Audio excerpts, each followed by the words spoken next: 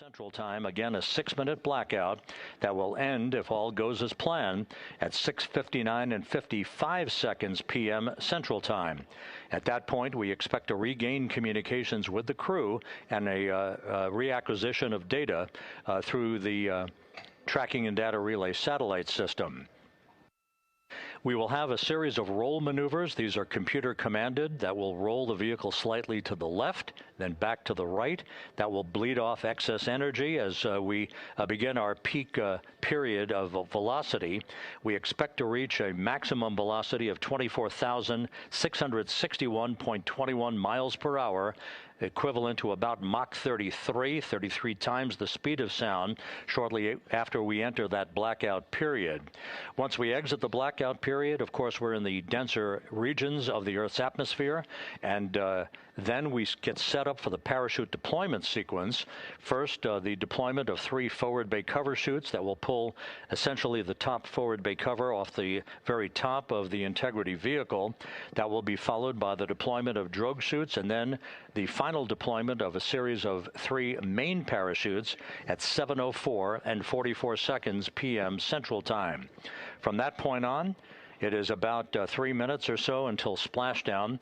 Splashdown scheduled at 7:07 and 8 seconds p.m. Central Time at a gentle speed of 19 miles an hour. So just to give you some perspective, at the time that we enter the Earth's atmosphere, we're traveling somewhere around Mach 32. We will splash down at a speed of about 19 miles an hour. The G-forces that will build on the crew members inside Integrity will build to about 3.9 Gs. That is what is expected and what they have trained for and what the spacecraft is designed to support.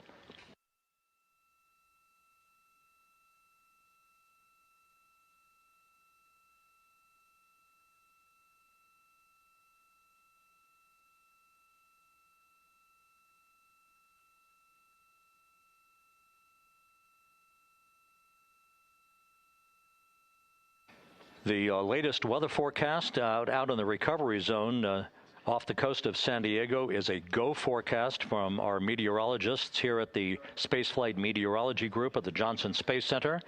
And standing by on the deck of the USS John Murtha is my colleague from the Kennedy Space Center, Megan Cruz. Megan?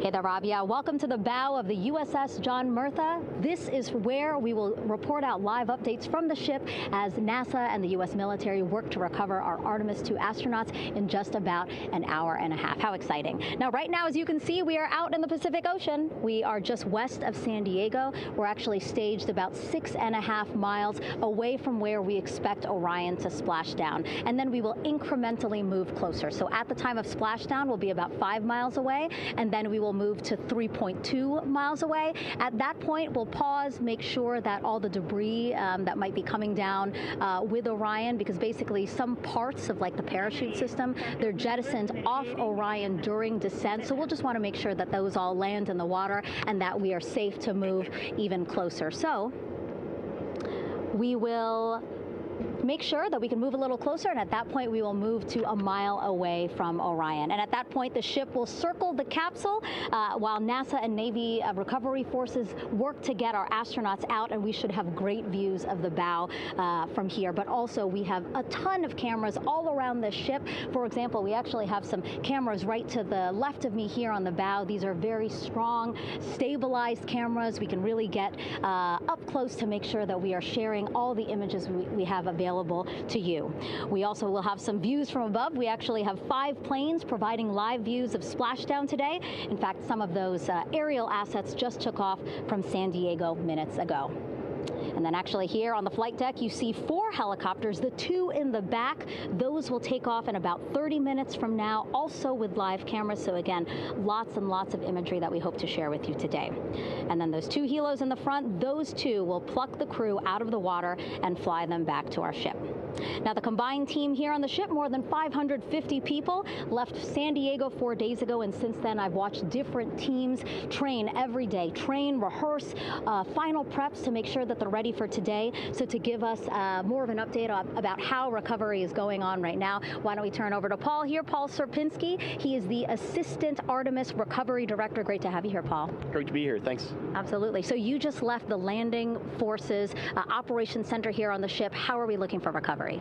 Right now it's looking great. When I left, they were just about to get into weather briefing with Mission Control Center in Houston, but listening to the loops this morning and everything that's been going on, the reentry trajectory correction burn, the return trajectory correction burn went great. They were right down the money, right on the money, right down the middle where they should be coming back. Our forces here are teams out in the water. All our boats are launched or will be imminently. So yeah, it's just coming along great. Yeah. It's really nice to see. We did see some of those boats float behind us. We were hoping to give you a live view, but of course they floated right out of the camera shot as you came to us. But so basically the team right now here on the ship, basically like monitoring mode, but really things will pick up about 15 minutes after splashdown. Yeah, so a couple minutes before splashdown, things start happening really, really fast. Mm-hmm. Some events during the re-entry, they're maybe a second or two apart, and so it just takes a whole lot of effort and a lot of updates back and forth between us and Houston to try to keep track of everything that's happening, all in real time. And then after splashdown, that's when the recovery team really kicks into high gear. We have our boat teams, our boat crews going out, our divers doing hazardous assessments as they get progressively closer to the capsule, making sure it's safe for all of our people to go in, and it's also safe for the astronauts to come out, because really at the end of the day, that's what we're here for, is we're to make sure that the astronauts get home safe after their tremendous journey to the moon and back. But then also we have, like you mentioned on a minute ago, all of our imagery helicopters are taking imagery, camera shots of it as it's coming in all the way through splashdown. I mean, they'll see it as soon as it crosses the horizon, all the way to the ocean here. And then afterwards, we have to recover actually Orion to bring it into the well deck of the ship. Absolutely, yeah. And so once the astronauts are safe on board, then those same dive teams are going to transition into securing the capsule. They'll position some equipment around it to kind of facilitate that. The ship will move into position. We'll attach a really big winch line to it, and then a bunch of tending lines. We'll pull the capsule around behind the ship and then start to slowly bring it in. And then, Orion comes in, goes hard down, and everyone cheers. Yeah, great day. Great day, exactly. Lots to coordinate, a lot to manage. Basically, planning for this recovery, Artemis II recovery, started a month after Artemis I launched. That was the uncrewed test flight of the Space Launch System rocket, as well as the Orion spacecraft. That was November 2022, a month later, all the planning for this. How does it feel to be so close to welcoming our friends, our astronauts, home? For the whole team, I walked around the ship this morning, just kind of visiting with a lot of people, a lot of groups, and just kind of get the feel of them. And everyone has that same kind of mentality. Everyone's excited, everyone's thrilled to see all that work that we've been doing, like you said, for the last 3 years, since right after the last one came back till now. And some people even further back, some of them go back a decade or more. So everyone is just excited, and they're ready. They're really ready for this, and just to be able to see our crew come back, that's going to be a thrill for everyone. How are you feeling? Are you ready? Is this something you ever thought you'd be doing? I'm ready. I'm excited. This has been the pinnacle of my career so far. It really has. I've seen a lot of firsts, a lot of lasts, but I can't think of ever topping seeing the first crew to go to the moon and back in 50 years, and to be here and be a part of that. And it's just a tremendous privilege. And on behalf of the whole team, I'm thrilled, and so are all of us. We're ready. Yeah, I definitely think that those words really embody how everybody on the ship is feeling. So thank you so much, Paul. I appreciate you being here. And so, Rob, we'll toss it back to you again. We will continue to join you with live updates from the ship as much as possible.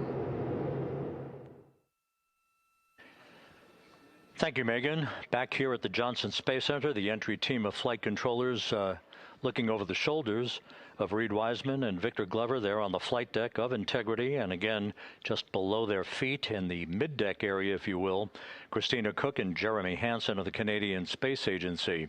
They're in the final review of their entry procedures and all of the activities that will follow here very shortly in trip hammer fashion.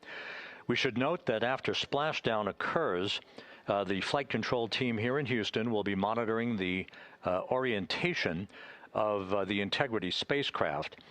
We are expecting it to splash down upright in what is called the Stable 1 configuration, with the top of the spacecraft pointed upward. Stable 2 would indicate that it is upside down in the water. Regardless of the orientation, there will be 5 inflatable airbags called the CMOOS system. That's the acronym for Crew Module Uprighting System. We are suit on complete. Houston copies. Reed Wiseman acknowledging that the final steps in suit donning are now complete for the crew. Leak checks have been completed earlier. The CMOOS system, those 5 inflatable airbags, will be inflated with helium. Those airbags will ensure that the vehicle remains upright. While that activity is going on, the flight control team here will be checking the systems on integrity, also making sure that there's no leakage of toxic gas from the spacecraft. It should take about 15 minutes from splashdown to the power down of all of the systems on integrity. And at that point, assuming everything is in a nominal fashion, then the green light will be given for the Navy recovery teams to begin to make their way closer to integrity, to begin the erection of a large inflatable life raft called a front porch that will be buttressed up alongside the hatchway to the spacecraft. That life raft will be used to bring the crew members out of this vehicle once the hatch is open, one by one. They'll get their land legs back after 9 days of weightlessness before they're put in harnesses to be hoisted one by one in sequential fashion, in an alternating fashion, to the 2 hovering Navy helicopters overhead. Houston, integrity for status. Go ahead. Seats 3 and 4 are connecting umbilicals. We're going to be stepping into leak check soon. 1 and 2 will be seated. 3 and 4 will be free float, and we'll configure EPROC accordingly. Houston, copies all. Reed Wiseman talking about the current procedures with the suiting of the crew members and subsequent leak checks, a final leak check for all 4 crew members. Everything is actually running a few minutes ahead of schedule. So once the life raft is inflated next to the Integrity spacecraft and the recovery teams have arrived alongside of the vehicle, the hatch will be open and the crew members will be brought outside into that front porch, as it is called, one by one. They then will be hoisted into the hovering helos overhead, and those helos then will turn around once the 4 crew members are on board, 2 for each helicopter, and will head back to the ship. That should be about a 10 to 15 minute transit. Once the helicopters land on the deck of the USS John Murtha, the crew members will be exiting those helicopters and brought into medical bay on the deck on the ship itself for comprehensive medical exams. They will spend a period of time yet to be determined on board the USS John Murtha before they are flown by helicopter to the shore in San Diego, to the San Diego Naval Air Station, and ultimately will board a NASA jet for the flight back to the Johnson Space Center here in Houston. Just to recap some of the key times that are coming up, we are expecting the separation of the crew module from the service module just 43 minutes from now. That is expected to occur at 6:33 p.m. Central Time, 7:33 p.m. Eastern Time. That will be followed just 4 minutes later by the crew module raise burn, the use of Integrity's thrusters one final time in a 19-second burn to slightly tilt the vehicle up into the correct orientation or angle of attack to ensure that it enters the Earth's atmosphere at the right angle, if you will. That will help deflect the buildup of heat against Integrity's heat shield. This was a deliberate move, a change in the procedures from the Artemis I mission that resulted in unexpected char loss on the Avcoat heat shield that had not been intended based on the entry trajectory for the Artemis I mission. What we're doing is we deliberately changed the trajectory of the entry from a skip entry that was about a 3,000-mile transit across the Pacific Ocean. We are expecting now from entry interface to the point of splashdown to have a range of just 1,701 nautical miles, and that in of itself will reduce the exposure time of heating on the heat shield of the spacecraft. Once the raise burn is complete, then the stage is set for entry interface at 6:53 and 31 seconds p.m. Central Time. That means that Integrity will be entering the Earth's atmosphere at an altitude of 400,000 feet, traveling at about 34,882 feet per second, heading for its splashdown site off the coast of San Diego, as you just heard from Megan Cruz on the deck of the USS John Murtha. Splashdown once again under those three main parachutes is expected at 7:07 and 8 seconds p.m. Central Time, 5:07 p.m. Pacific Time, 2.5 hours before sunset. The actual total distance traveled for Integrity from launch to splashdown is estimated at 694,481 statute miles. Now that includes the first high elliptical Earth orbit following launch that enabled Integrity to move to 43,000 miles above the Earth at its apogee, and enabling a 24-hour period of systems checkouts before the flight control team here and the mission management team gave approval for Integrity to conduct its translunar injection that propelled it on its way to the moon and its historic lunar flyby. So the total distance we expect this vehicle to have traveled at splashdown, 694,481 statute miles.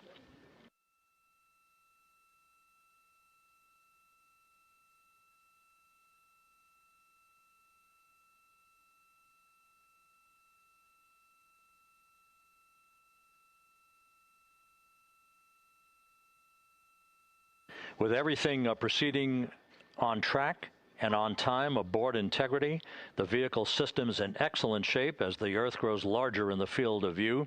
Let's go back to the USS John Murtha and Megan Cruz, who is standing by.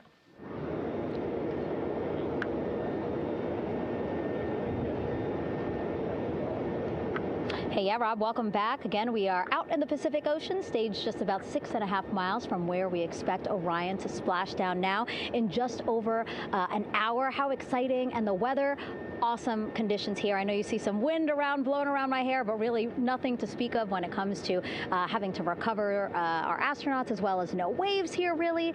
So yeah, we're expecting a really great day. Also, hopefully, some really great views. You can see behind me that some of the clouds are starting to break up, so that's really exciting. And now, of course, this ship has a lot of people ready and excited to welcome our crew back home, including Dr. Rick Schuring here. He is a NASA flight surgeon. Great to have you here, Rick. You too, Megan. It is a blessing to be out here this day with our teams.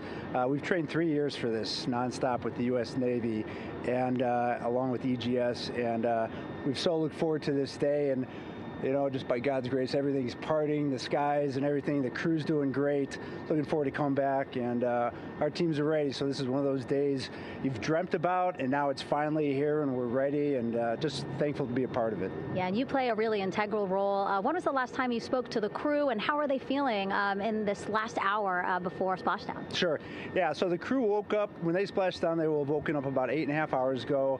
Me and my fellow crew surgeons, Doctors Chris Haas and Rafi Kumjian from the Canadian Space Agency, spoke with them about 6.5 hours ago, just to double check on how they were doing, if there's any medical issues, you know, how they slept, and then kind of go over their landing day protocol for their medications, for what we call a fluid load, to try to replace some of the fluid and electrolytes that they've lost with just a normal space adaptation. Once they got to space, they kind of have to replace some of that fluid to help them with the whole landing kind of readaptation to 1G, which they haven't done for the last 10 days.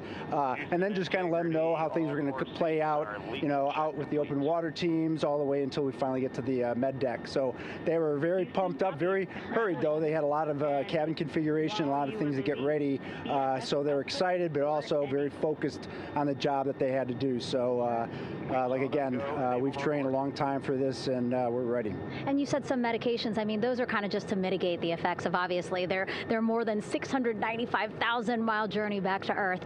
It's just like anti-nausea medication, right? Yeah, exactly, Megan. The astronauts are very healthy, fortunately, and even when they come back in reentry, the human system is very kind of dynamic. It has to readapt very quickly, and one of the most common responses they get is just some stomach awareness to some nausea, even to some vomiting. And with our crews that land out in Karagana, the Soyuz crews or our SpaceX crews, they all kind of experience the same thing.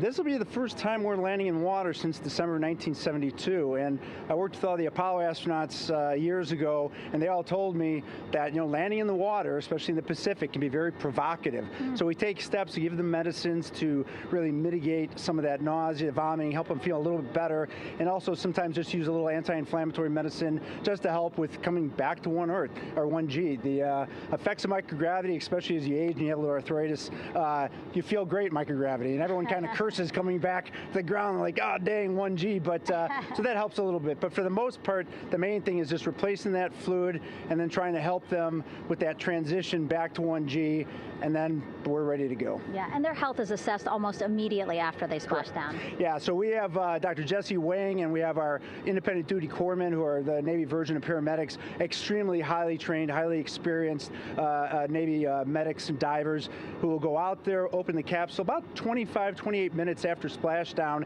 and do the first initial assessment. So Jesse and his team will go out there and look at each crew, kind of do their assessments, get vital signs, report back to Drs. Haas and Kumji and I back in the med bay, let them know how they're doing, and then if they've got the normal kind of space adaptation kind of things, we expect that they're good to go on that. If anything, didn't go the way we want, they're all prepared for that as well. And Jesse and his team, this is their full-time job, taking care of, sailors and folks who might be injured. We don't expect any injuries, but coming back, going 25,000 miles an hour down to, 20, miles an hour is still a dynamic process. I've heard it described as, kind of like a car crash. And then the crew will be ready to go, and Jesse and his team will make that transition to get them out to the front porch, do assessments on them again, call it to our med bay, and then once we have that and they're all good to go and the crew's feeling okay, we'll hoist them up in the helos. It's about a 3-minute flight back to the flight deck, and that's where me and the astronaut chief, Scott Tingle, will actually meet them.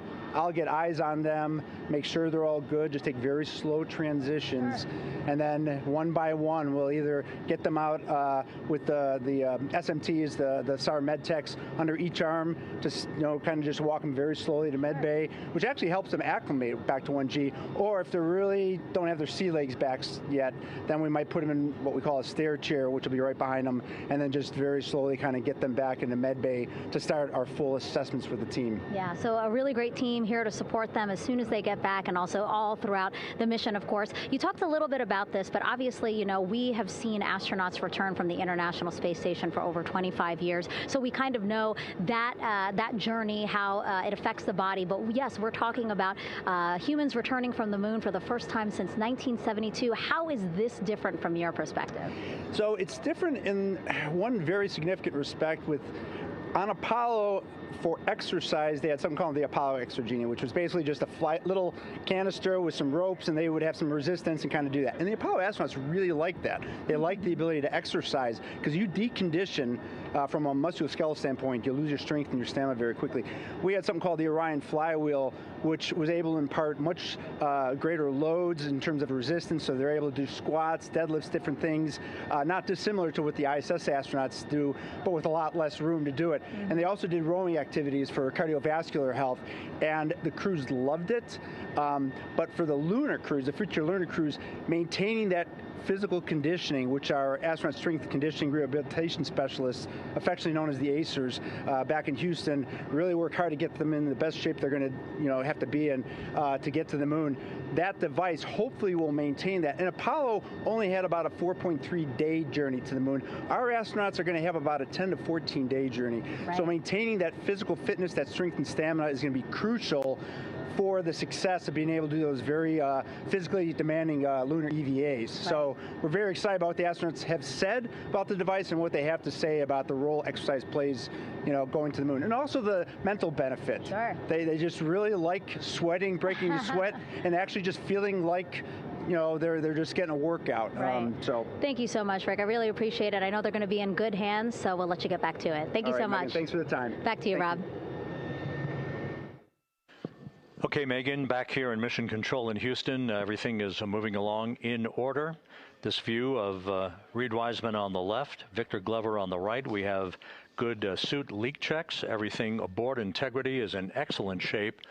The vehicle, with the Earth growing larger and larger in the field of view, we're now just about 8,200 nautical miles away from Earth and closing in for a splashdown just 1 hour and 5 minutes from now.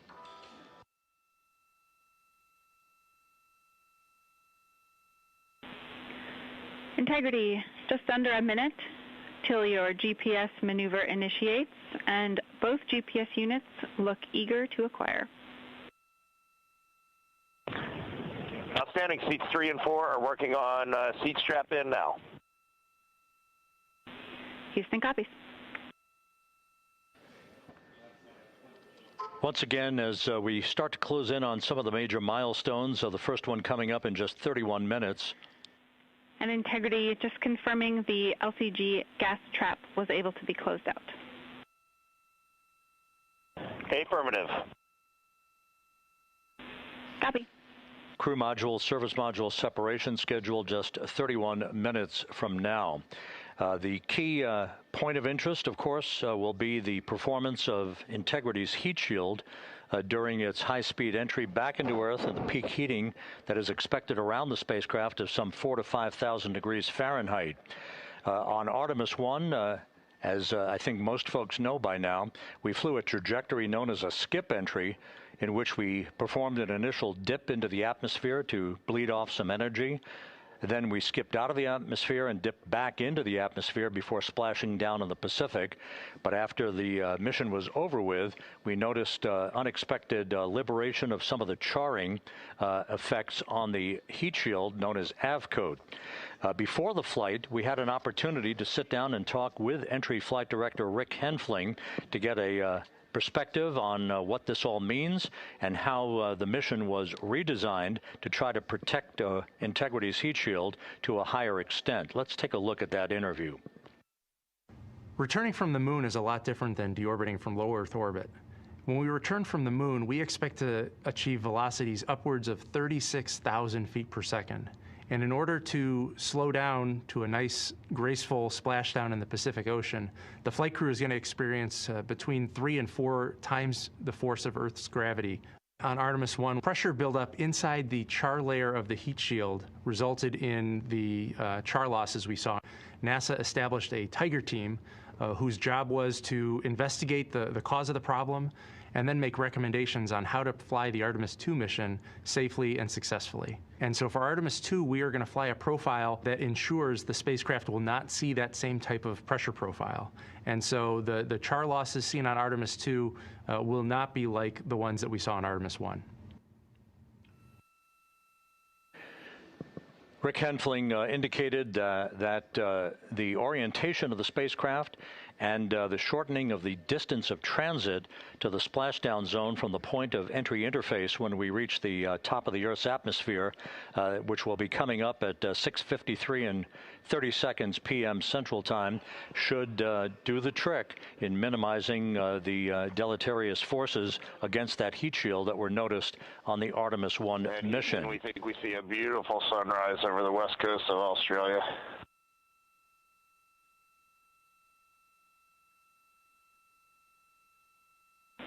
We copy. Commander Reed Wiseman reveling in his final hour in space on this mission as Integrity is passing over the southwest coast of Australia now at an altitude of some 7,600 nautical miles. That will begin the southwest and northeasterly transit across the Pacific Ocean. Let's talk a little bit more about some of the highlights and some of the numbers associated with the points of interest here. We are 27 and a half minutes away from crew module, service module separation. That will be followed about 3.5 minutes later by the raise burn that we've discussed, a 19-second burn of Integrity's thrusters to fine-tune its angle of attack as it enters the Earth's atmosphere. Entry interface is scheduled 47.5 minutes from now. That's the point at which we will reach the top of the Earth's atmosphere, traveling about 34,882 feet per second at an altitude of 400,000 feet. Just 24 seconds after entry interface, we will begin a blackout period of 6 minutes in duration at 6:53 and 54 seconds p.m. Central Time. Now, about 10 seconds after the blackout period begins, we are expected to reach peak speed, which would be 24,661 miles an hour. That'll be about 103 miles an hour short of the velocity record set by the Apollo 10 astronauts, Tom Stafford, Gene Cernan, and John Young, when they returned from the moon on the Apollo 10 mission in 1969. That blackout period is expected to last 6 minutes in duration. At 6:54 and 52 seconds p.m. Central Time, we'll reach our peak heating period of about 4,000 to 5,000 degrees while we're in a communications blackout from Integrity and its astronauts. That blackout should end at 6:59 and 55 seconds p.m. Central Time, at which point we expect to regain communications with the crew. Capcom Jackie Mahaffey here in the flight control room will be talking to the crew, calling them, and will await a response from the crew as they come out of that blackout period. And at that point, their altitude will be just 157,000 feet above the Earth, traveling at 13,000 feet per second, with a range to splashdown of just 147 nautical miles. From that point on, the next key series of events will be the deployment of a series of parachutes that we discussed before. First, the forward bay cover chute deploy that will pull the forward bay cover away from the top of Integrity, followed by drogue chute deploy, and then the main chute deploy that's expected at 7:04 and 44 seconds p.m. Central Time. That will begin the gentle descent of Integrity towards its splashdown at just a velocity of just 19 miles an hour, and that will begin the recovery operations that you just heard Megan Cruz discuss with her folks on the USS John Murtha. All of Integrity's systems in great shape. The crew is suited up. Leak checks complete as we stand by for the next major milestone, which will be the crew module service module separation just 24.5 minutes from now.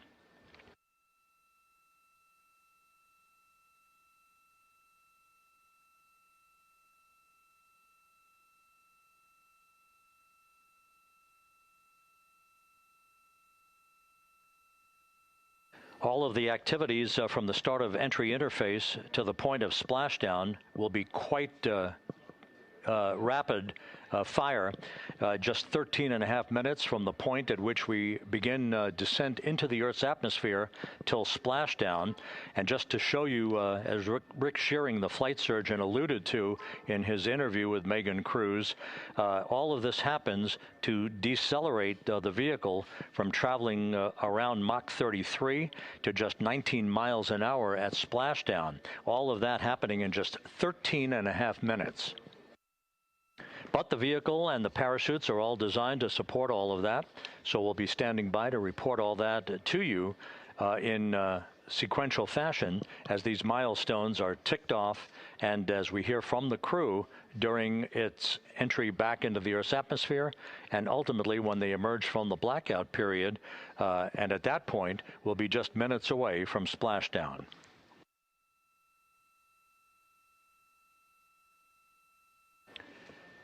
So with all of those preparations ongoing, we can return here briefly for another report from the USS John P. Murtha and Megan Cruz. Megan?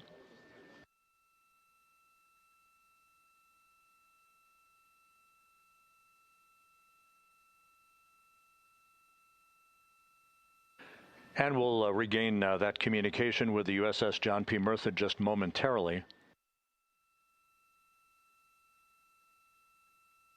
In the meantime, everything is on track aboard Integrity, the flight control team here in Houston, led by Entry Flight Director Rick Henfling. The voice you will hear talking to the crew is that of Jackie Mahaffey. She will be reporting everything to the crew and receiving their reports as they enter the Earth's atmosphere for their 13.5-minute plunge back into the atmosphere for splashdown off the coast of San Diego. Now we have the ship back with us and Megan Cruz aboard the USS John P. Murtha. Megan? 11 balloon, right?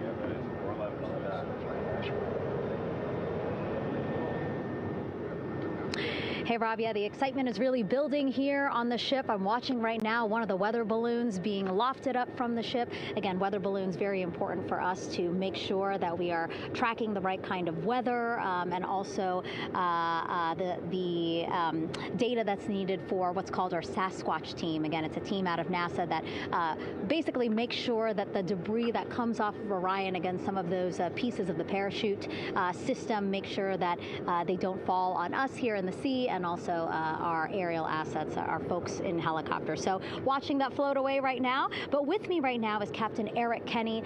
He's the commanding officer of the John P. Murtha naval ship. Thank you so much for being here. There are so many moving parts that you have to keep an eye on. That's absolutely right, yeah. But first of all, on behalf of the crew of USS John P. Murtha, Megan, thanks for having me on today.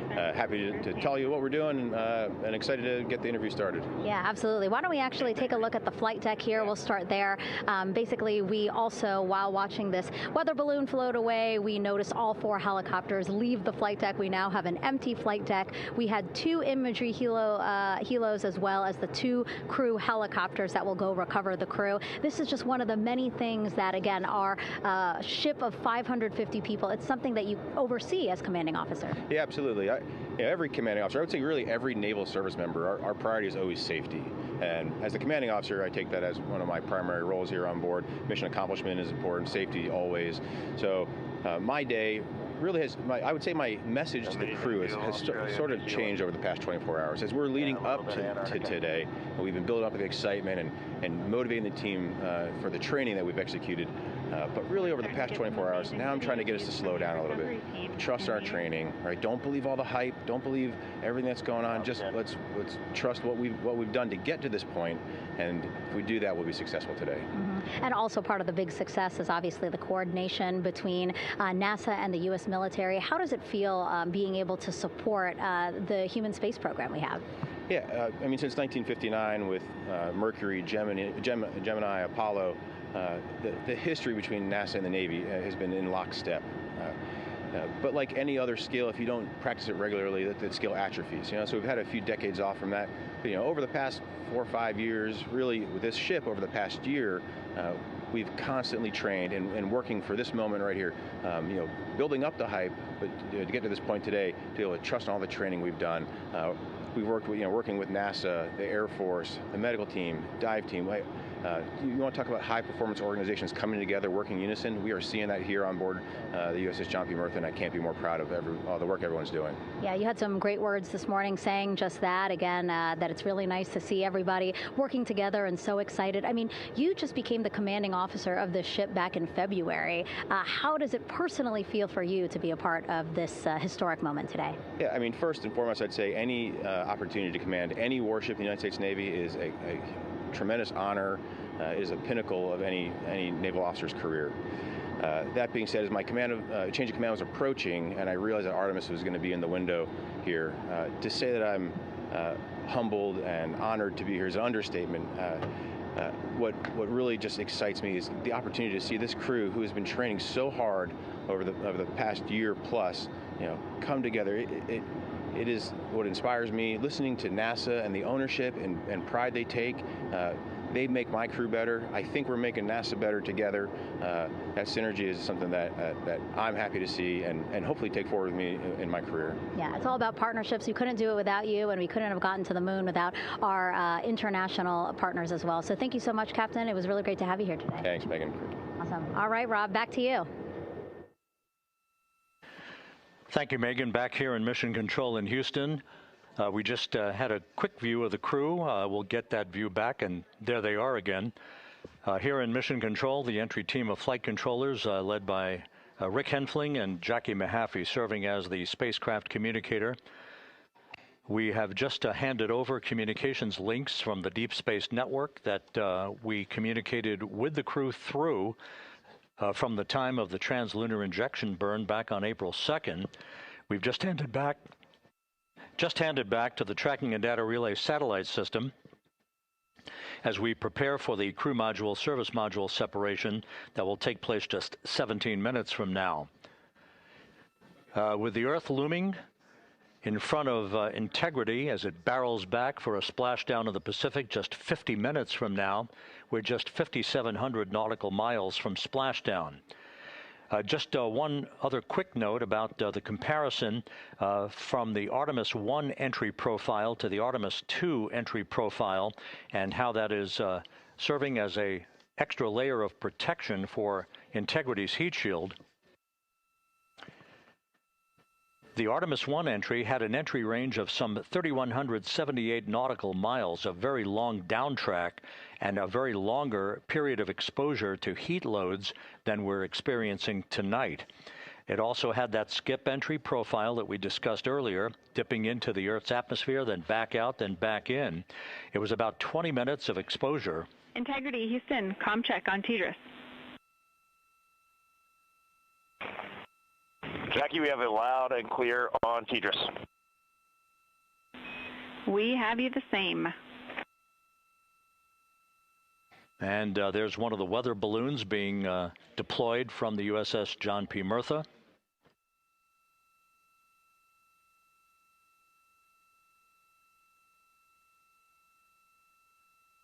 So the Artemis 1 entry had the vehicle. The update on GPS, we haven't seen it track in yet.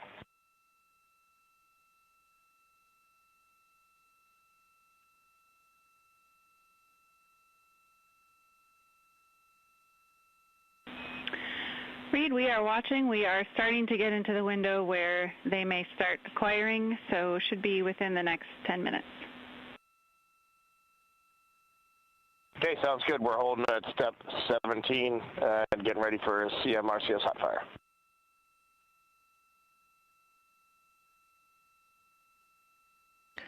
And that exchange indicating that we are expecting to acquire data from the GPS system on board. That'll be a navigational tool that will basically tell Integrity's computers that they're on track down the center line of the corridor for the entry interface that will lead them to their splashdown point.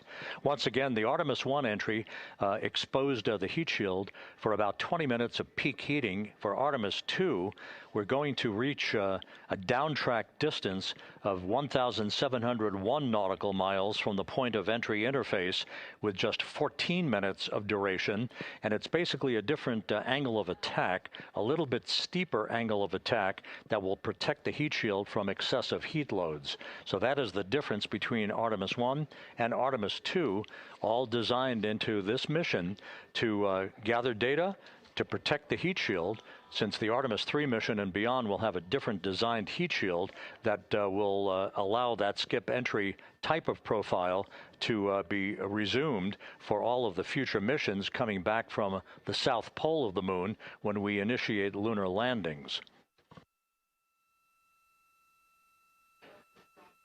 So we've handed over to the Tracking and Data Relay satellite system. That's where we'll have communications for the rest of the flight. Just to give you some time hacks here, we're 13.5 minutes away from crew module, service module separation, and just 17 minutes away from the raise burn, that 19-second firing of the thrusters that will basically be the final fine-tuning of the angle of attack for Integrity as it enters the Earth's atmosphere.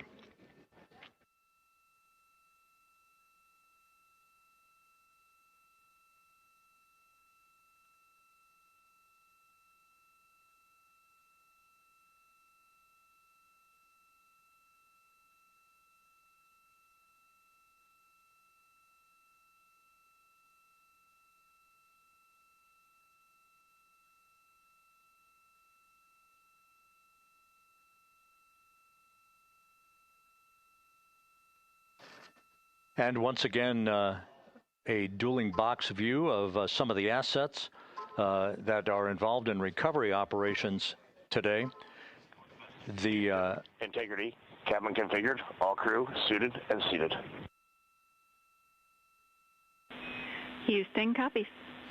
That confirmation from Reed Wiseman aboard Integrity. As you see the assets being deployed to the splashdown zone.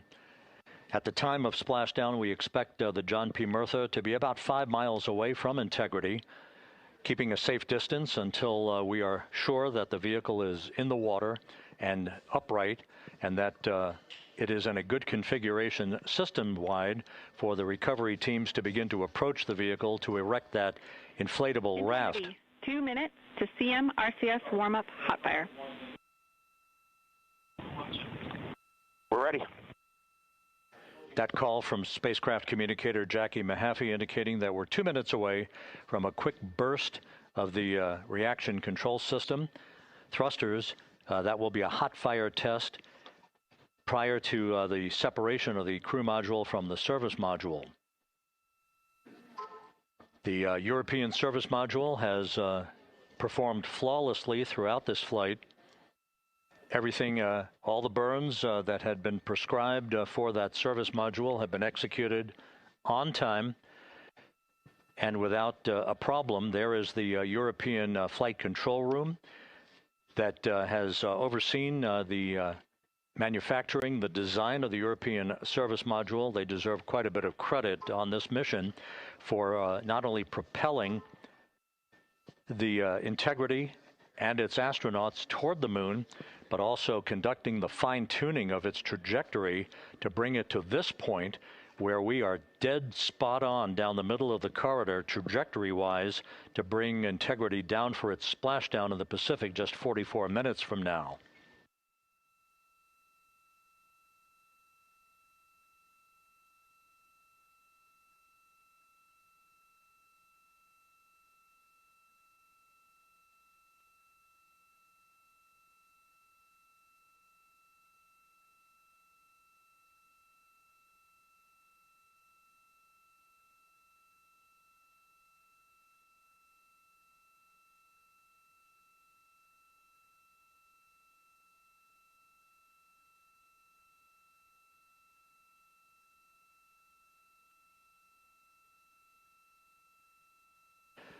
What you're looking at is a computer-generated visualization based on real-time telemetry from Integrity. Currently traveling about 16,000 miles an hour.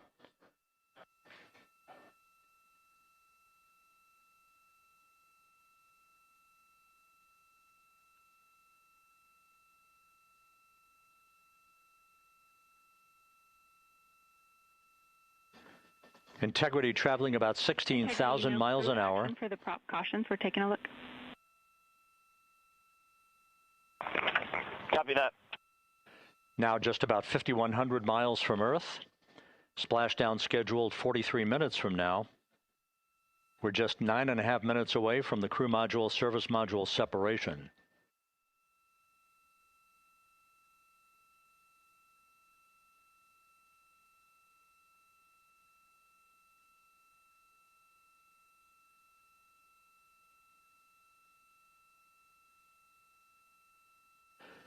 We are confirming. Integrity, we are assessing details, but so far looks like a good hot fire. Looks good on board, Jackie. Thank you. And Jackie Mahaffey took the words out of my mouth. I was just about to say that we had a good hot fire test of the thrusters in advance of the crew module service module separation that's coming up just 8.5 minutes from now. This will begin the period in which we will have rapid-fire succession of critical activities on board that will lead to entry interface just 28 minutes from now, where the vehicle will enter the Earth's atmosphere at an altitude of 400,000 feet. The time of entry interface, 6:53 and 30 seconds p.m. Central Time.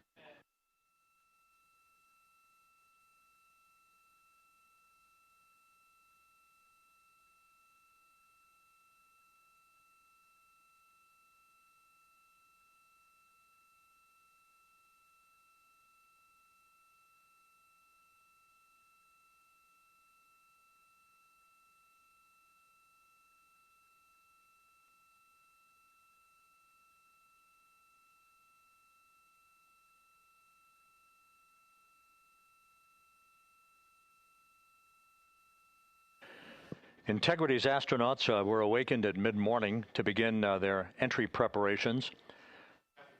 And propulsion officer now reports a good hot fire test in preparation for the crew module service module separation.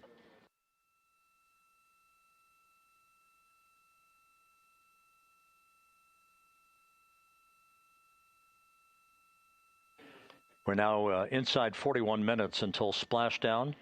Integrity Houston, we have confirmed a good CMRCS hot fire. And although we are not seeing GPS acquired yet, you can skip the troubleshooting steps in 157 for now. Integrity copies.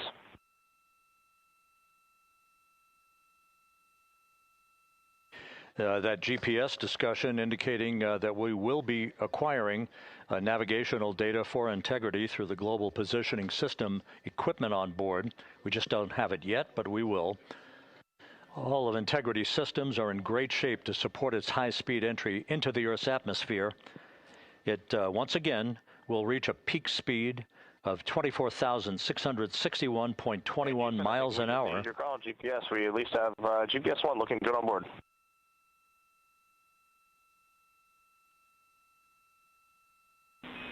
We are confirming.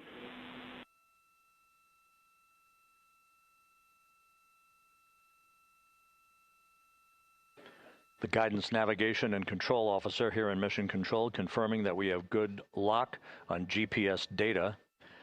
We are on a communications link now through the tracking and data relay satellite system. Now, following splashdown, we're going to lose that link and go to what's called a VLDR, a very low data rate communications link, so that we can talk to the crew inside Integrity as they are on the water. Integrity, confirm we do see good GPS. We do too, especially GPS 1 is accepting in nav channels 1 and 3. That GPS data is basically telling Integrity's onboard computers its position relative to the Earth, but its trajectory and its orientation according to flight dynamics and the guidance, navigation, and control officer is spot on. We have now armed the pyros for the crew module service module separation coming up less than 5 minutes from now.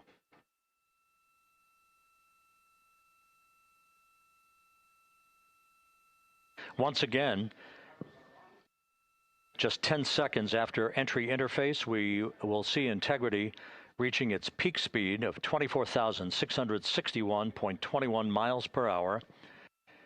That will be just seconds before we begin a 6-minute blackout period. Integrity Houston, your vehicle is in a good config for CM-SM SEP and go for CM raise. Houston, we see the same on board and copy go for CM raise.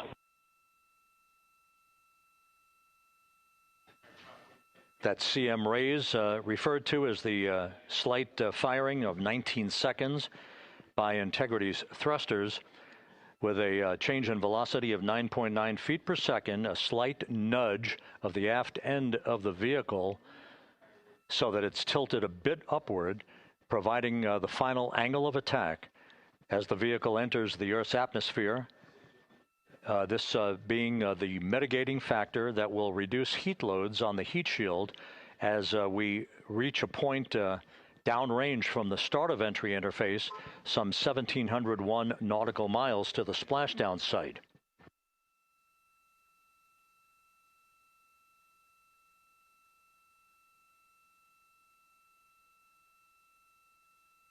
Integrity systems in excellent shape. We are currently 3,300 nautical miles left in this mission. Splashdown scheduled 36 minutes, 39 seconds from now.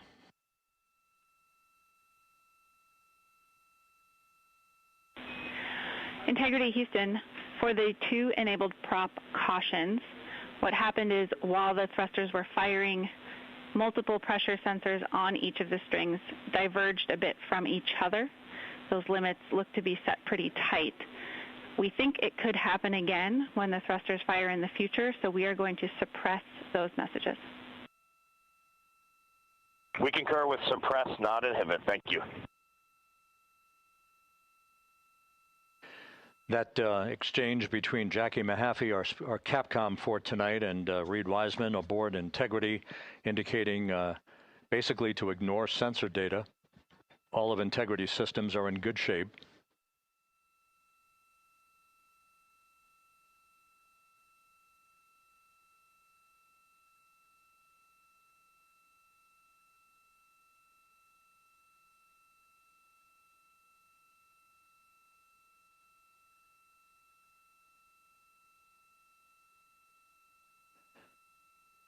Now, coming up on about 90 seconds till the crew module, service module separation.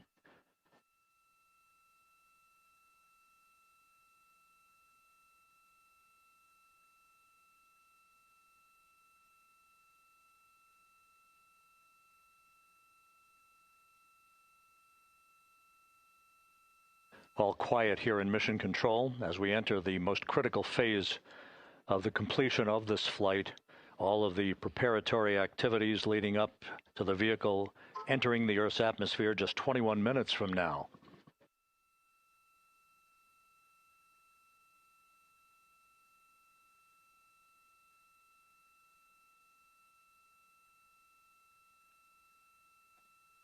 Coming up on 1 minute. Mark 1 minute till crew module, service module separation.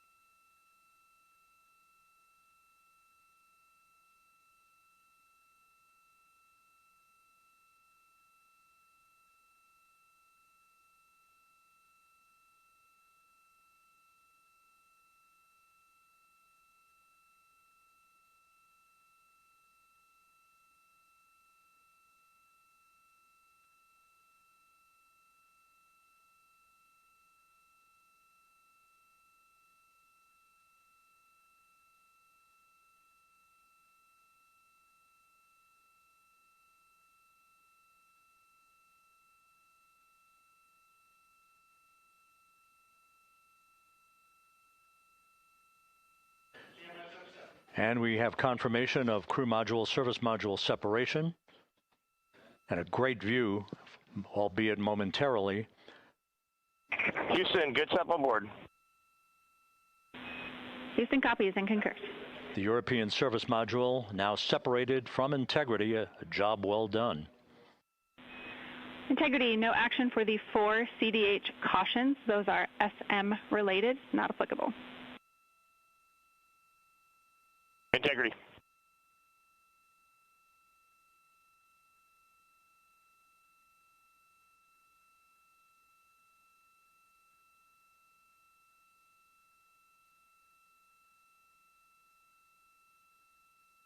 So, with Integrity now flying free on its own for the remaining 32 minutes of this mission. Next up, the raise burn, a 19-second firing of Integrity's thrusters. Good GPS 2.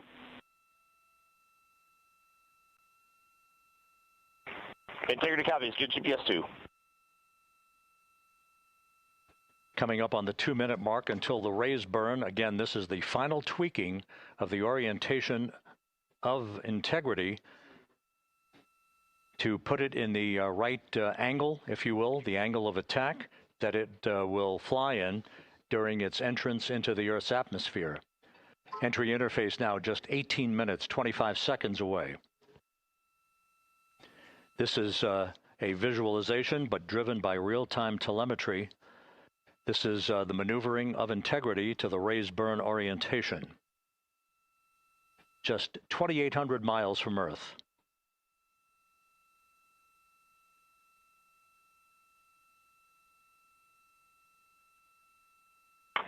Houston, we got a great view of the European service module out the window with the sun hitting the side and the solar rays and the NASA worm right there. It's a beautiful looking machine. Roger.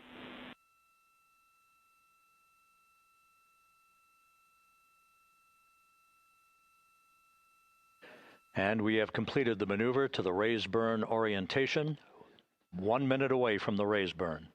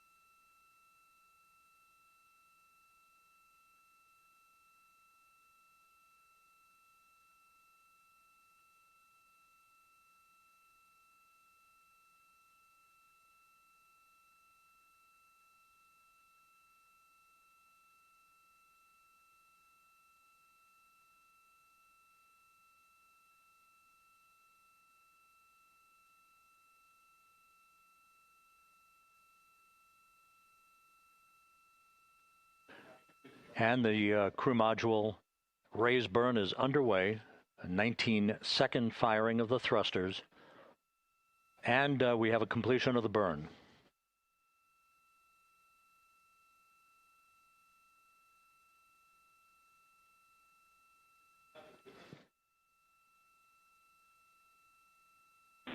Integrity, good. CM raise burn. Your flight path angle is within limits.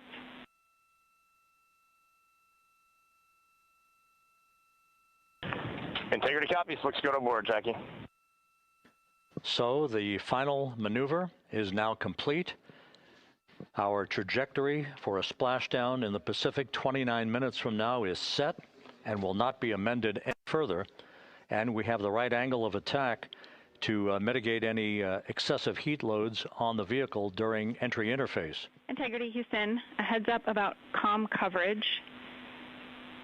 When you perform the 180 roll, for the first minute or so in that attitude, we expect about a minute LOS. We copy.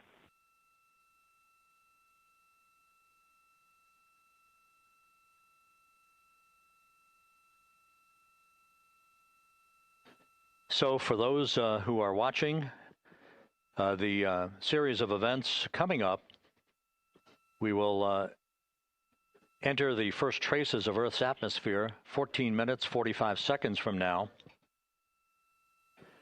6:53 and 30 seconds is what is pegged for entry interface at an altitude of 400,000 feet, traveling at approximately 34,800 feet per second, range to touchdown or splashdown 1,701 nautical miles.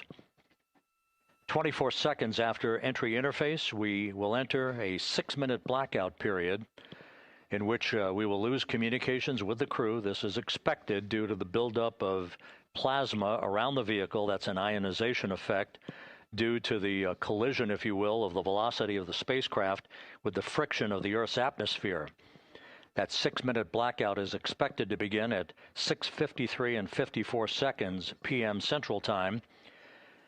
During that period of time, we will reach our peak speed of 24,661 miles per hour.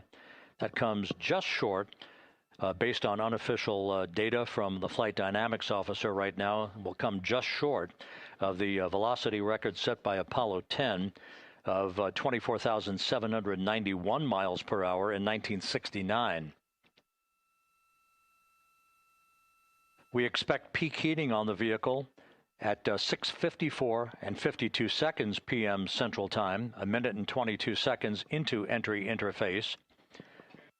At that point, we will be just 204,000 feet above the Earth, traveling at 33,000 feet per second.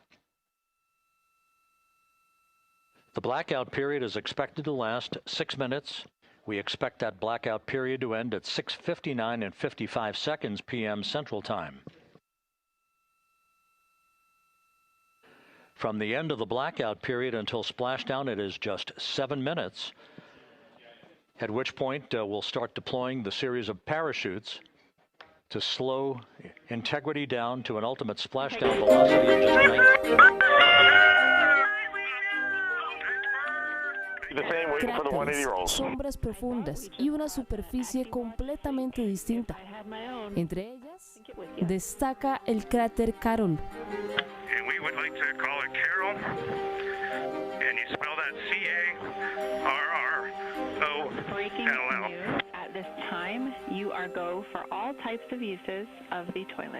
Y en ese mismo momento, se perdió la comunicación con la Tierra.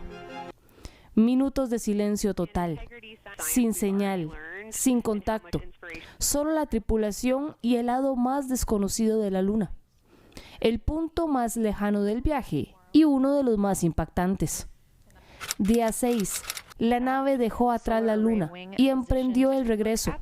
A lo lejos reapareció la Tierra, cada vez más grande.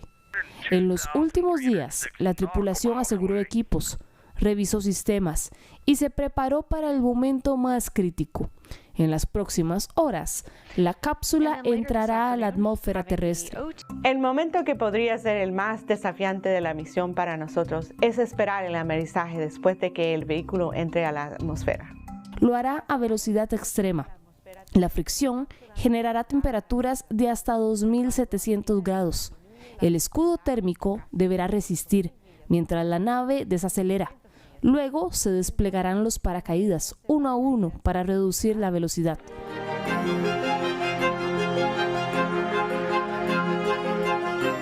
El descenso terminará en el océano. La cápsula amerizará y será recuperada por equipos especializados. Los astronautas serán extraídos y comenzará el análisis de la misión. Así, día a día, se escribió este viaje histórico. Con ciencia, pero también con momentos humanos. Un paso más hacia el regreso definitivo a la Luna.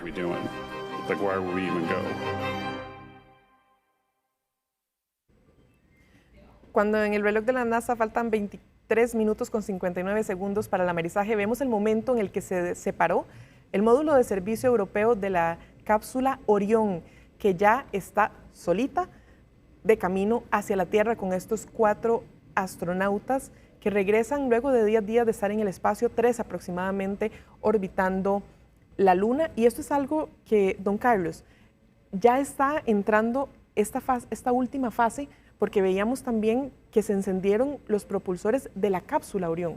Correcto, ya por decirlo así, estamos en la maniobra ya de reingreso, en el momento en el que se desacopla el módulo de servicio, pues estamos en justamente ya ese momento. Ahora, pues lo que sigue, ¿verdad?, es esperar ahora a la siguiente fase, que es el burn de elevación, ¿verdad?, que es cuando la cápsula encienda los propulsores para ajustar así el ángulo de entrada, y luego de eso ya viene la fase de entrada, ¿verdad?, que son estos 13 minutos de terror que mencionábamos ahora al inicio de la transmisión. Así es, y estamos viendo la señal en vivo porque es una imagen que llega de esta cápsula. Gracias a la tecnología podemos acompañar a los astronautas, ¿verdad?, en todo lo que está pasando.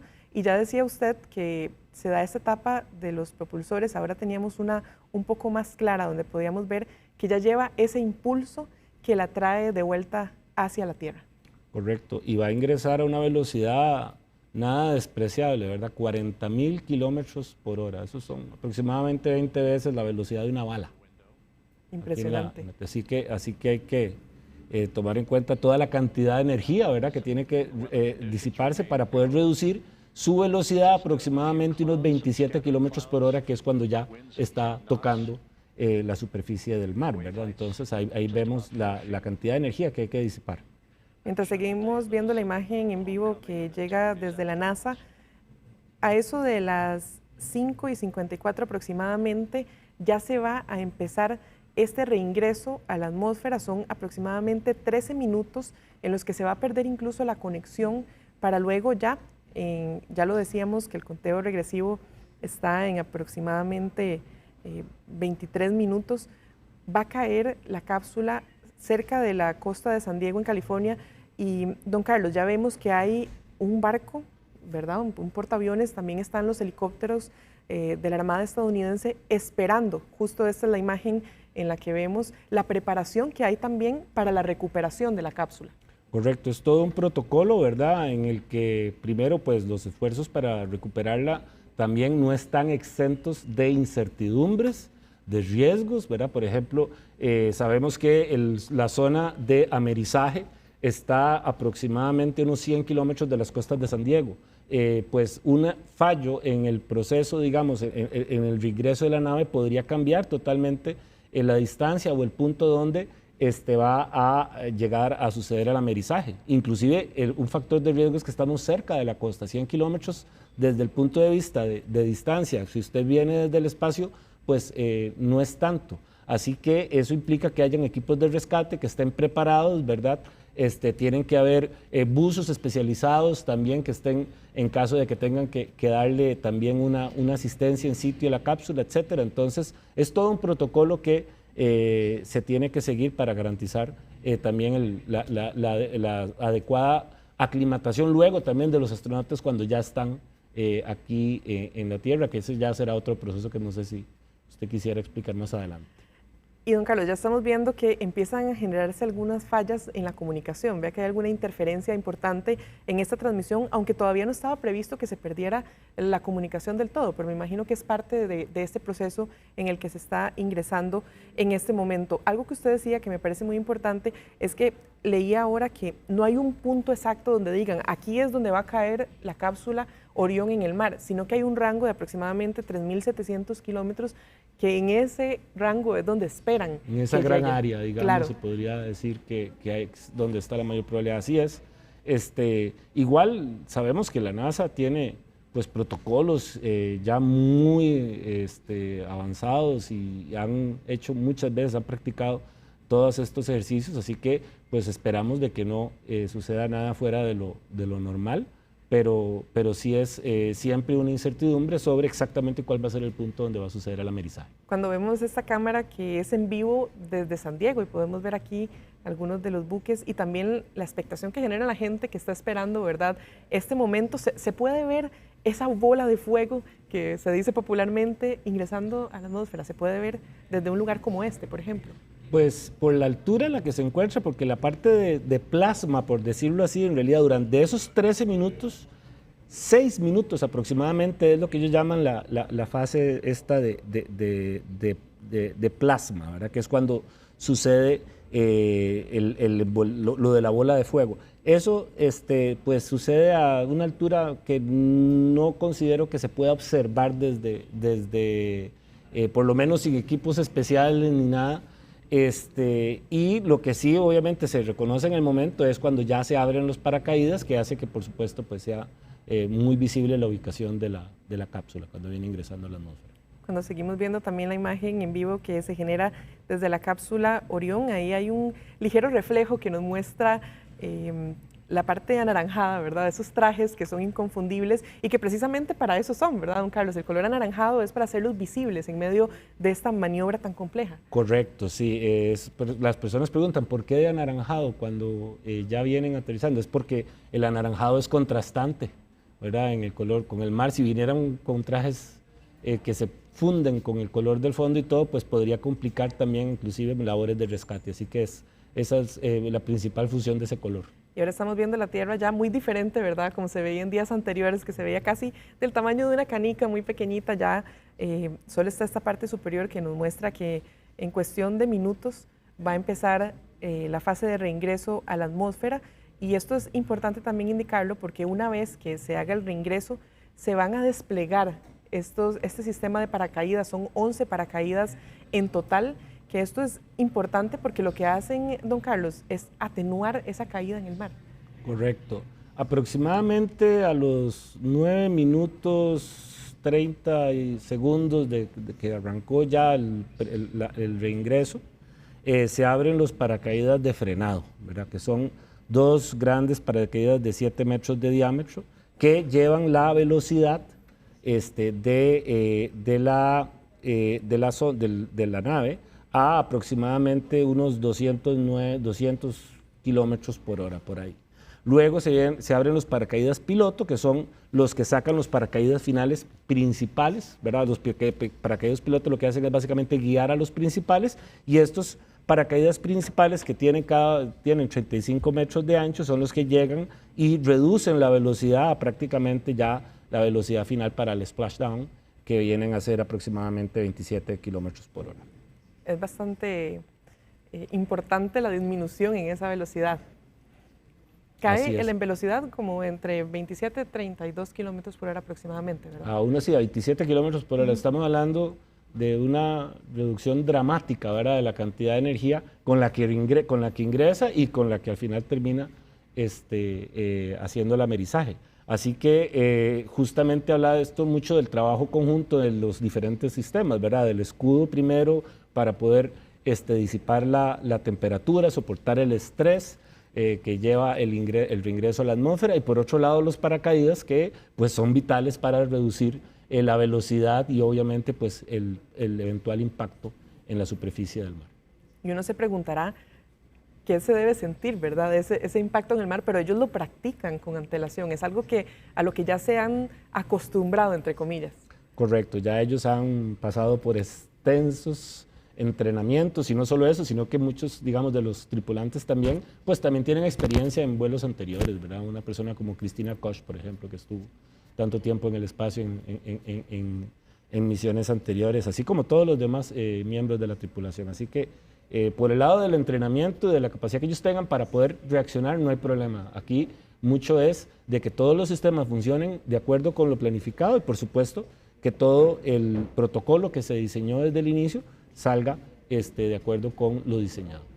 Y somos afortunados porque estamos viendo esta imagen que se genera de la cápsula Orión. Lo que están viendo los 4 astronautas, Christina Koch, Jeremy Hansen, Victor Glover y Reed Wiseman, esto es lo que ellos están viendo, y en cualquier momento, don Carlos, según los cálculos, en aproximadamente 1 minuto ya va a empezar esa fase crítica en la que probablemente se pierdan las comunicaciones. Empieza la fase de plasma.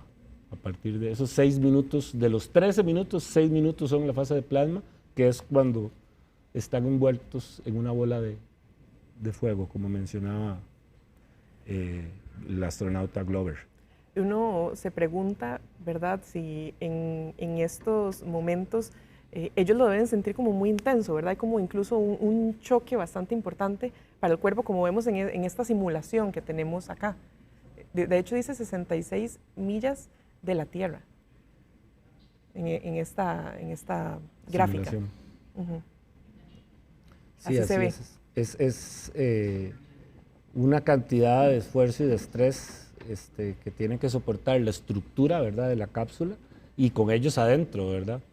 Si bien es cierto, la temperatura interna se tiene que mantener, pues está diseñada para mantenerse aproximadamente 25 grados Celsius, si no me equivoco, igual la condición de estrés y el saber que no estás comunicándote también con la Tierra en esos minutos es muy grande. Y justamente ya se cortó esta comunicación. Vemos que a veces aparece una pantalla en azul, se corta la comunicación durante 6 minutos a partir de este momento, porque ya se está dando el reingreso. A las 5:54 empieza esta fase crítica, y esta fue la última imagen que dio la cápsula Orión antes de irse a este bloqueo de señal, por así decirlo.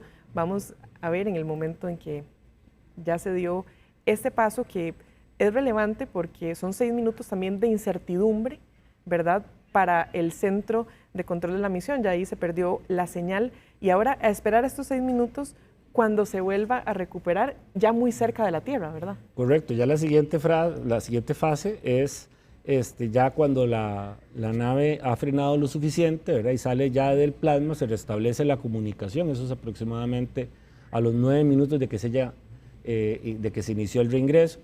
Y luego se va a eyectar la cubierta delantera, ¿verdad?, el forward bay cover, que es el que protegía los paracaídas. Es otra de las fases importantes en ese proceso, aproximadamente a unos 12 kilómetros de altura, por ahí.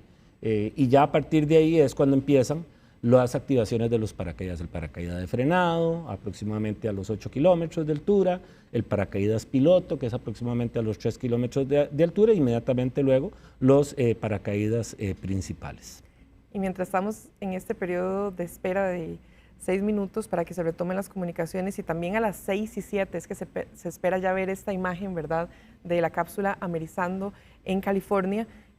Es importante decir que hay todo un protocolo establecido para esto. La jefa del regreso del Artemis II explicaba en un video publicado por la NASA que lo primero que van a hacer es, bueno, cuando ya la cápsula cae, todos estos helicópteros y barcos que habíamos visto anteriormente, que están dispuestos para el operativo, van a acercarse, van a hacer un perímetro de seguridad para asegurar que la cápsula está en un lugar seguro, y únicamente va a entrar una persona, es un médico que ingresa a la cápsula para asegurarse de que todo está bien adentro, y es a partir de ese momento que entonces empieza ya el operativo para sacar a los astronautas, los sacan en un helicóptero y ya los llevan a un lugar seguro para todo el protocolo médico, como es esperado cuando estamos viendo las imágenes también de estas aeronaves que les decimos que están listas esperando nada más para que se dé la señal a las 6:07 del amerizaje de la cápsula, don Carlos.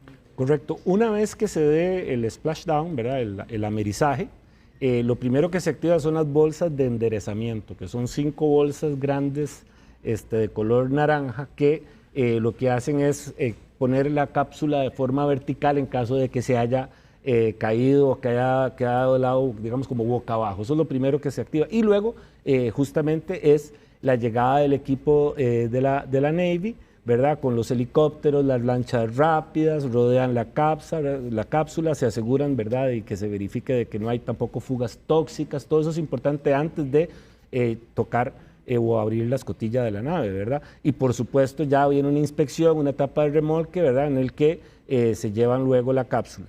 A los astronautas, como usted bien mencionaba, se los llevan en helicóptero para San Diego, y luego de San Diego para Houston.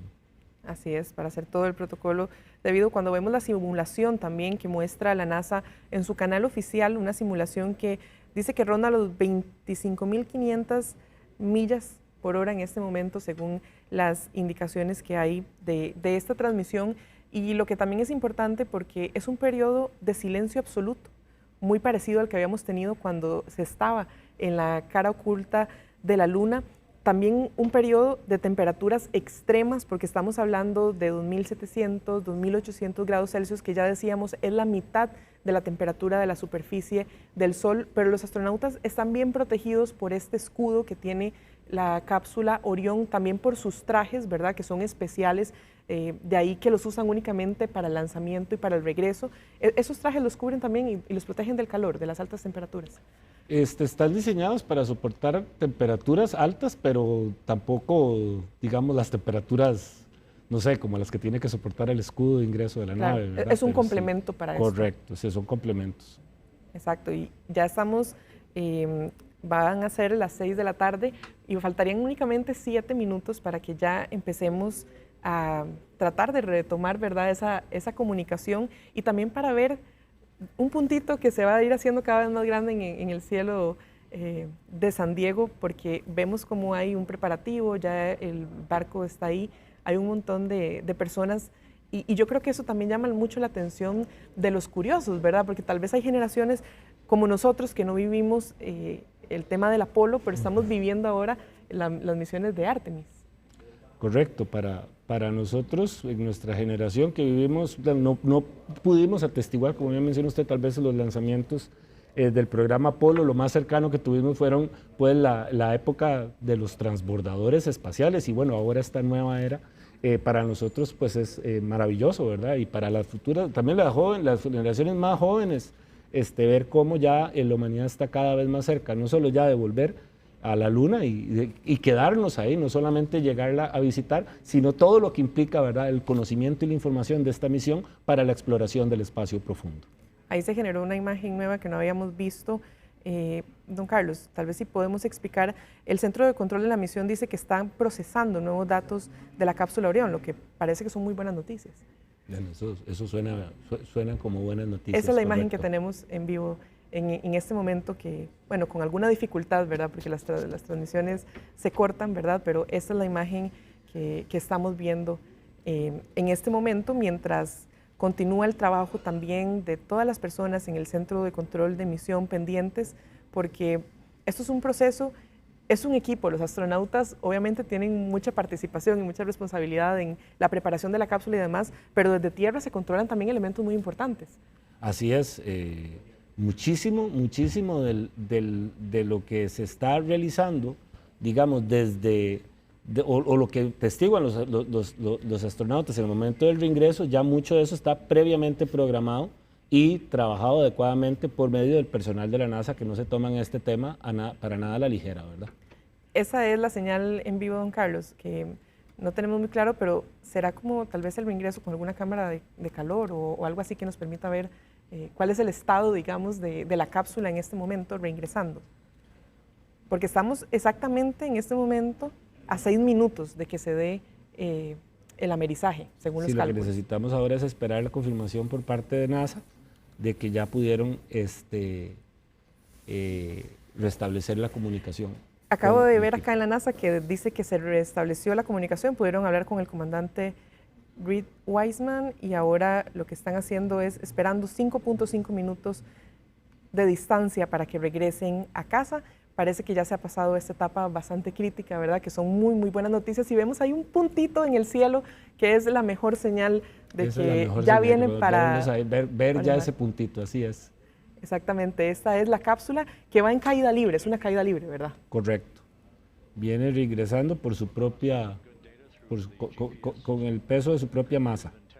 Y en cualquier momento también veremos cómo se despliegan estos paracaídas que van también a frenar para que el amerizaje sea de una manera un poco más suave. Los vamos a dejar con el audio ambiente también para que ustedes puedan vivirlo en este momento.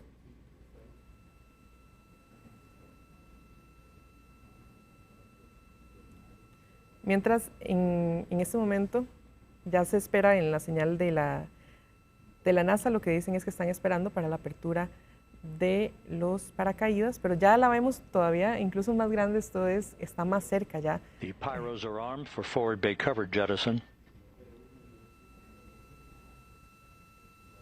Debe ser también un momento muy emocionante para las familias, ¿verdad?, de los astronautas que esperan que ellos regresen a casa sanos y salvos. Es emocionante, muy emocionante para las familias saber que ya están pronto a llegar y para toda la humanidad, ¿verdad?, recibirlos. Ya aquí vemos se despliegan en este momento los primeros paracaídas.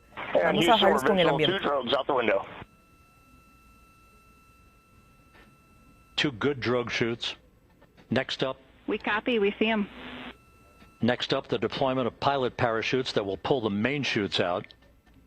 Time to splash down 3 minutes and 10 seconds. Faltan 3 minutos y 10 segundos para que se dé el amerizaje, pero ya tenemos en pantalla que los primeros paracaídas están abiertos y también se ve bastante rápido, ¿verdad?, este reingreso. Muy rápido, ya vemos la superficie del océano, ¿verdad? Entonces, ya está muy pronto al splashdown. Y qué preciso, ¿verdad?, todo esto, porque dijeron 6 y 7 y ahora dice que faltan 3 minutos, estamos justamente Artemis II volviendo a casa y volviendo a tiempo. Como en algún momento lo decía mucho la NASA durante sus misiones anteriores, failure is not an option, ¿verdad? Y más en estos casos, ¿verdad? Claro. Fallar no es una opción porque hay vidas humanas de por medio. Así estamos, mientras también estamos viendo los otros paracaídas que ya se despliegan. Los paracaídas piloto.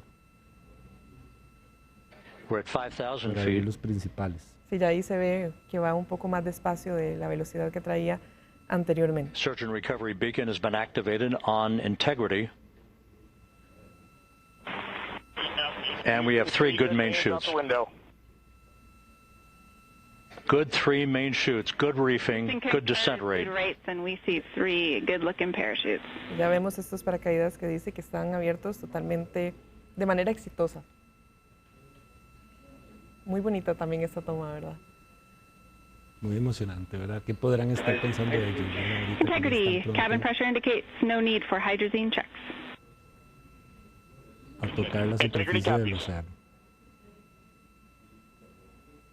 This is a perfect descent for Integrity. Its crew sounding hale and hearty on board.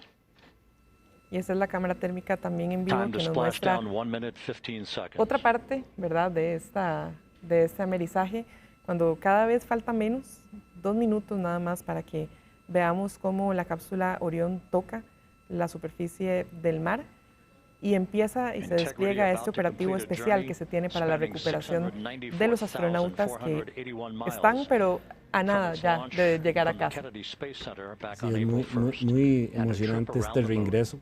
Otro dato importante, que vemos que mencionan mucho el nombre de la nave, ¿verdad? Algunas personas me preguntan, ¿se llama Integrity o se llama Orión?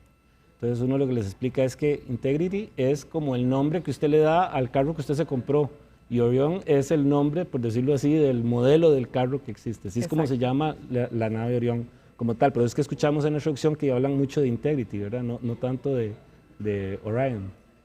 Ahí tenemos también una imagen, don Carlos, donde se ven como algunos destellos, ¿verdad?, que se emiten de esta cápsula. Passing through 1,000 feet.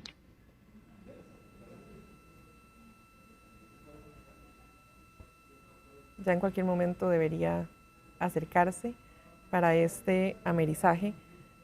Y vamos a estar pendientes también de lo que dice la señal de la NASA, ¿verdad?, para llevarles todos los detalles, pero ya estamos más cerca de ese reingreso cuando vemos la imagen de la cámara térmica y también esta imagen ya real de lo que está sucediendo con la cápsula y se ve, bueno, ya el mar, donde en cualquier momento se va a dar ese splashdown que llamamos el amerizaje de Orión.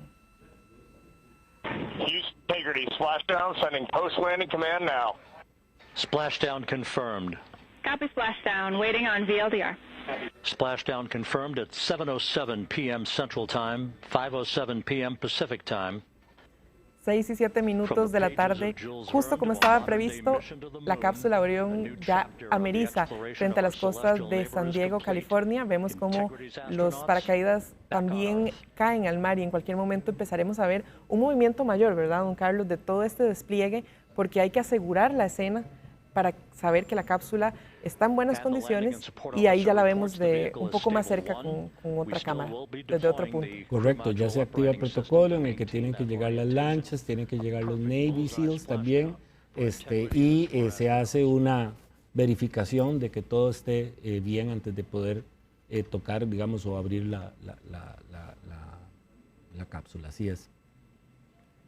La comunicación de la NASA dice, los astronautas de la cápsula Integridad están de vuelta a la Tierra y también celebran este momento, ¿verdad?, los reportes de que el vehículo es estable y de que en cualquier momento ya se está coordinando con este operativo que está previsto para rescatarlos a ellos y poder hacer una primera evaluación médica, porque también es importante mencionarlo, el cuerpo humano sufre en el espacio, ¿verdad? Aunque son 10 días, uno pensaría que es muy poco, pero es un tiempo suficiente como para que ellos necesiten algún tipo de soporte, ¿verdad?, para salir de la cápsula. Totalmente, y de hecho es el proceso de readaptar a los astronautas, a pesar de que fueron 10 días lo que estuvieron fuera de la Tierra, solo ese proceso implica ya todo un protocolo de recuperación, de ejercicios y todo, pero también hay que hacer exámenes muy específicos. Por ejemplo, cuando usted está en condiciones de microgravedad,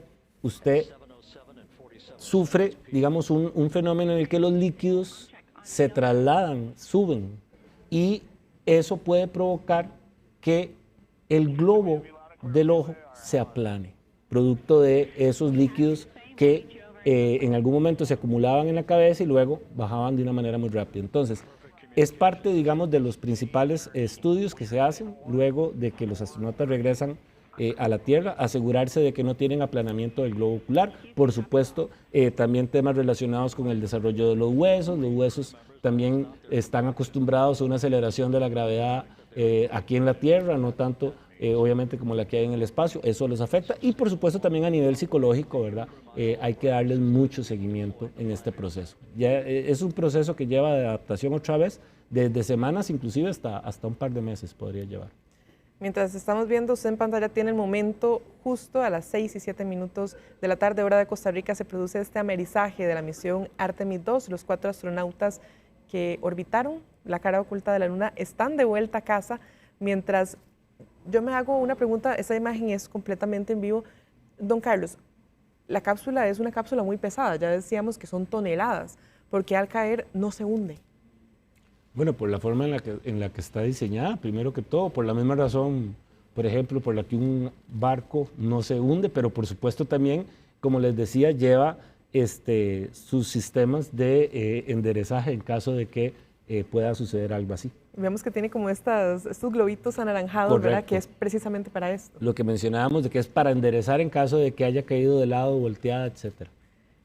Y uno pensaría, o tal vez quisiera, yo me imagino la desesperación por salir de esa cápsula, pasar tantos días en un espacio tan pequeño, pero todo esto lleva un protocolo, pueden tardar horas. Correcto. De aquí hasta que lo saquen, ¿verdad? Pueden tardar hasta, este protocolo puede tardar hasta perfectamente sus 5 horas, inclusive, para asegurarse. En otros casos pueden tardar menos, depende de las valoraciones que realicen también los especialistas. Sin embargo, también hay protocolos que ya están muy bien definidos, entre ellos está siempre darle prioridad al criterio médico y a las pruebas que vayan a realizarle a los astronautas antes de abrir. Y me llama mucho la atención porque todo está planeado, la NASA todo lo tiene contemplado, y estaba leyendo que dentro de este protocolo, una vez que el médico ingresa a la cápsula y se asegura de que todos están bien, está establecido que la primera astronauta que salga sea Christina Koch. Ella es la primera que va a salir, y hasta eso, el orden de los astronautas y cómo van saliendo, el último en abandonar la nave va a ser el comandante Reed Wiseman, como se acostumbra, ¿verdad? Como se acostumbra, el capitán es el último en bajarse del barco. Exactamente. Cuando vemos esta imagen, ya la cápsula en el mar, con este sistema que hablábamos que es para estabilizarlo, y también tenemos la comunicación que continúa con el centro de control de misión, que afortunadamente se recupera la comunicación y ya se pueden hacer todas las verificaciones, ¿verdad? Porque me imagino que tendrán incluso otra lista de verificaciones paso por paso antes de poder abrir la cápsula. Así es. Lo más importante son las primeras horas, ¿verdad? Justamente una vez que se da el amerizaje en el buque, se hace una evaluación inmediata, se les revisan signos vitales, deshidratación, pasan también para estabilizarles un poco el tema de los problemas de equilibrio, el oído interno, ¿verdad? Usualmente está desorientado luego de estar en condiciones de microgravedad. Y lo que mencionaba ahora era por los fluidos que se acumulan en la cabeza durante el vuelo, ¿verdad? La cara se hincha, hay congestión nasal, hay problemas de visión que mencionábamos ahora que pueden llegar a convertirse en uno de los riesgos más grandes que hay en el espacio, que es lo que hablaba ahora del aplanamiento del globo ocular. Luego de eso se dan chequeos específicos, como decía, al tema de la visión, y finalmente las siguientes semanas, que es desde Houston, donde se va a dar el reacondicionamiento, que puede llegar a ser entre 2 a 3 semanas, ¿verdad? Que son ejercicios y evaluaciones para recuperar masa muscular, ¿verdad? Y masa ósea también. Tienen que entrenar mucho. Hay que darle un seguimiento muy fuerte al tema de la misión. Tengo entendido que NASA aprobó hasta 8 estudios relacionados específicos, ¿verdad? Relacionados con los ojos para esta misión Artemis, y obviamente, como mencionábamos ahora, la revisión psicológica, ¿verdad? Para asegurarse también de que, pues, desde el punto de vista psicológico están con todas las... Y un detalle importante, que en el momento en que la cápsula toca el mar, pasan unos minutos, el comandante de esa misión, Reed Wiseman, anuncia que los 4 miembros de la tripulación están verdes, es decir, que están en buen estado, y esta es la confirmación que todos estaban esperando de que el amerizaje fue perfecto, de que ellos están respondiendo, de que tienen comunicación en ese momento, y esto precisamente también es la mejor de las noticias, ¿verdad? La noticia que estábamos esperando recibir, y bueno, pues eso significa que esta misión ha sido un absoluto y completo éxito desde el punto de vista operativo y también desde el punto de vista de la misión a nivel científico, con muchas lecciones aprendidas. Ahí podemos comentarlas también más adelante, situaciones que se dieron, como por ejemplo lo del baño, ¿verdad? Durante la misión, que Christina Koch tuvo que reparar el baño en el momento en el que se estaba dando la misión. Las misiones, todo lo que fueron las pruebas fueron exitosas, o por lo menos lo que se reporta es de que todos los experimentos se realizaron adecuadamente. Y por otro lado, momentos también que no vamos a olvidar, como por ejemplo el ver una jarra de una reconocida marca de crema de avellana, ¿verdad? Que es muy rica, que pasó justamente en condición de microgravedad sobre las cámaras. Pasaron muchas cosas en esta misión que después podemos hablar, pero definitivamente es un gran paso para poder regresar a la Luna de manera permanente, y de ahí todo lo que signifique para la exploración del espacio profundo. En este momento vamos a mostrarles, vamos a mantener la señal en vivo en el cuadro más pequeño de su pantalla, pero en la parte superior tiene un resumen de todo lo que fue este reingreso de la cápsula Orión a la Tierra desde que se separó del módulo de servicio europeo y empezó la fase crítica de reingreso. Va a ver usted paso por paso todo lo que nosotros les hemos mostrado, don Carlos, en vivo, que fue una maniobra sumamente exitosa. Como usted decía, existían algunas preocupaciones, ¿verdad?, por vuelos anteriores que se habían hecho, pero esto demuestra que las pruebas que se hicieron, que los ajustes que se hicieron, sirvieron y que estamos un paso más cerca de volver a la Luna, pero de volver a pisar la Luna. Correcto. Ahora viene la misión Artemis II, que está programada para el próximo año.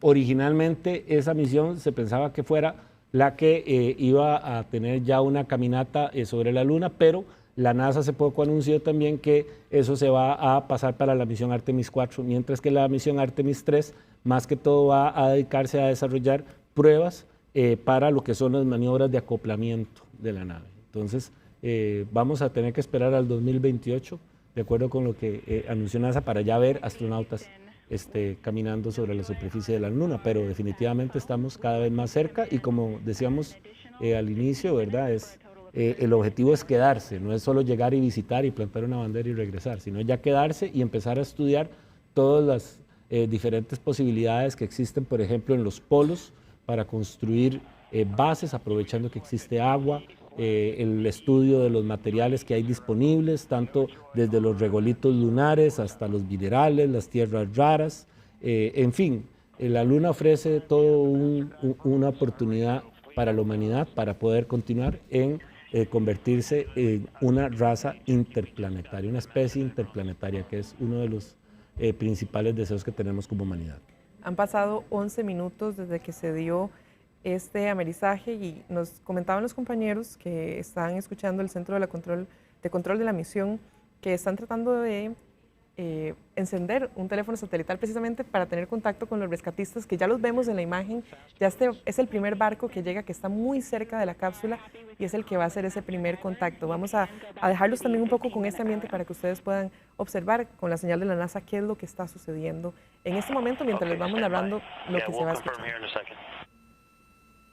The crew on board Integrity coordinating with the flight control team in Houston here in Mission Control on the timing of the power down of the vehicle, which will be the precursor to the recovery teams approaching the Lo que estamos spacecraft. escuchando es que la tripulación dentro de la cápsula está coordinando con el equipo de control de rescate para poder hacer la maniobra, que también, don Carlos, yo no sé si después de haberse sometido a estas temperaturas tan altas, habrá que dejar también un poco que la cápsula se enfríe antes de que alguien tenga contacto. Bueno, la cápsula obviamente se calienta, las temperaturas se calientan, pero ya una vez que hace contacto con la superficie del agua y todo, pues ocurre se disipa pues mucho de ese calor.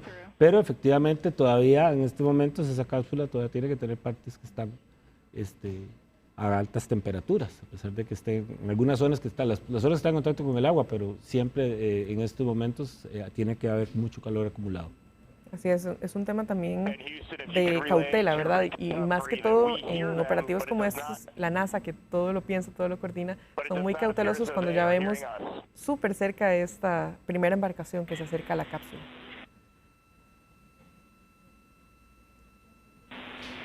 Houston copies, and Reed, just to confirm, you are pushing the PTT on the radio.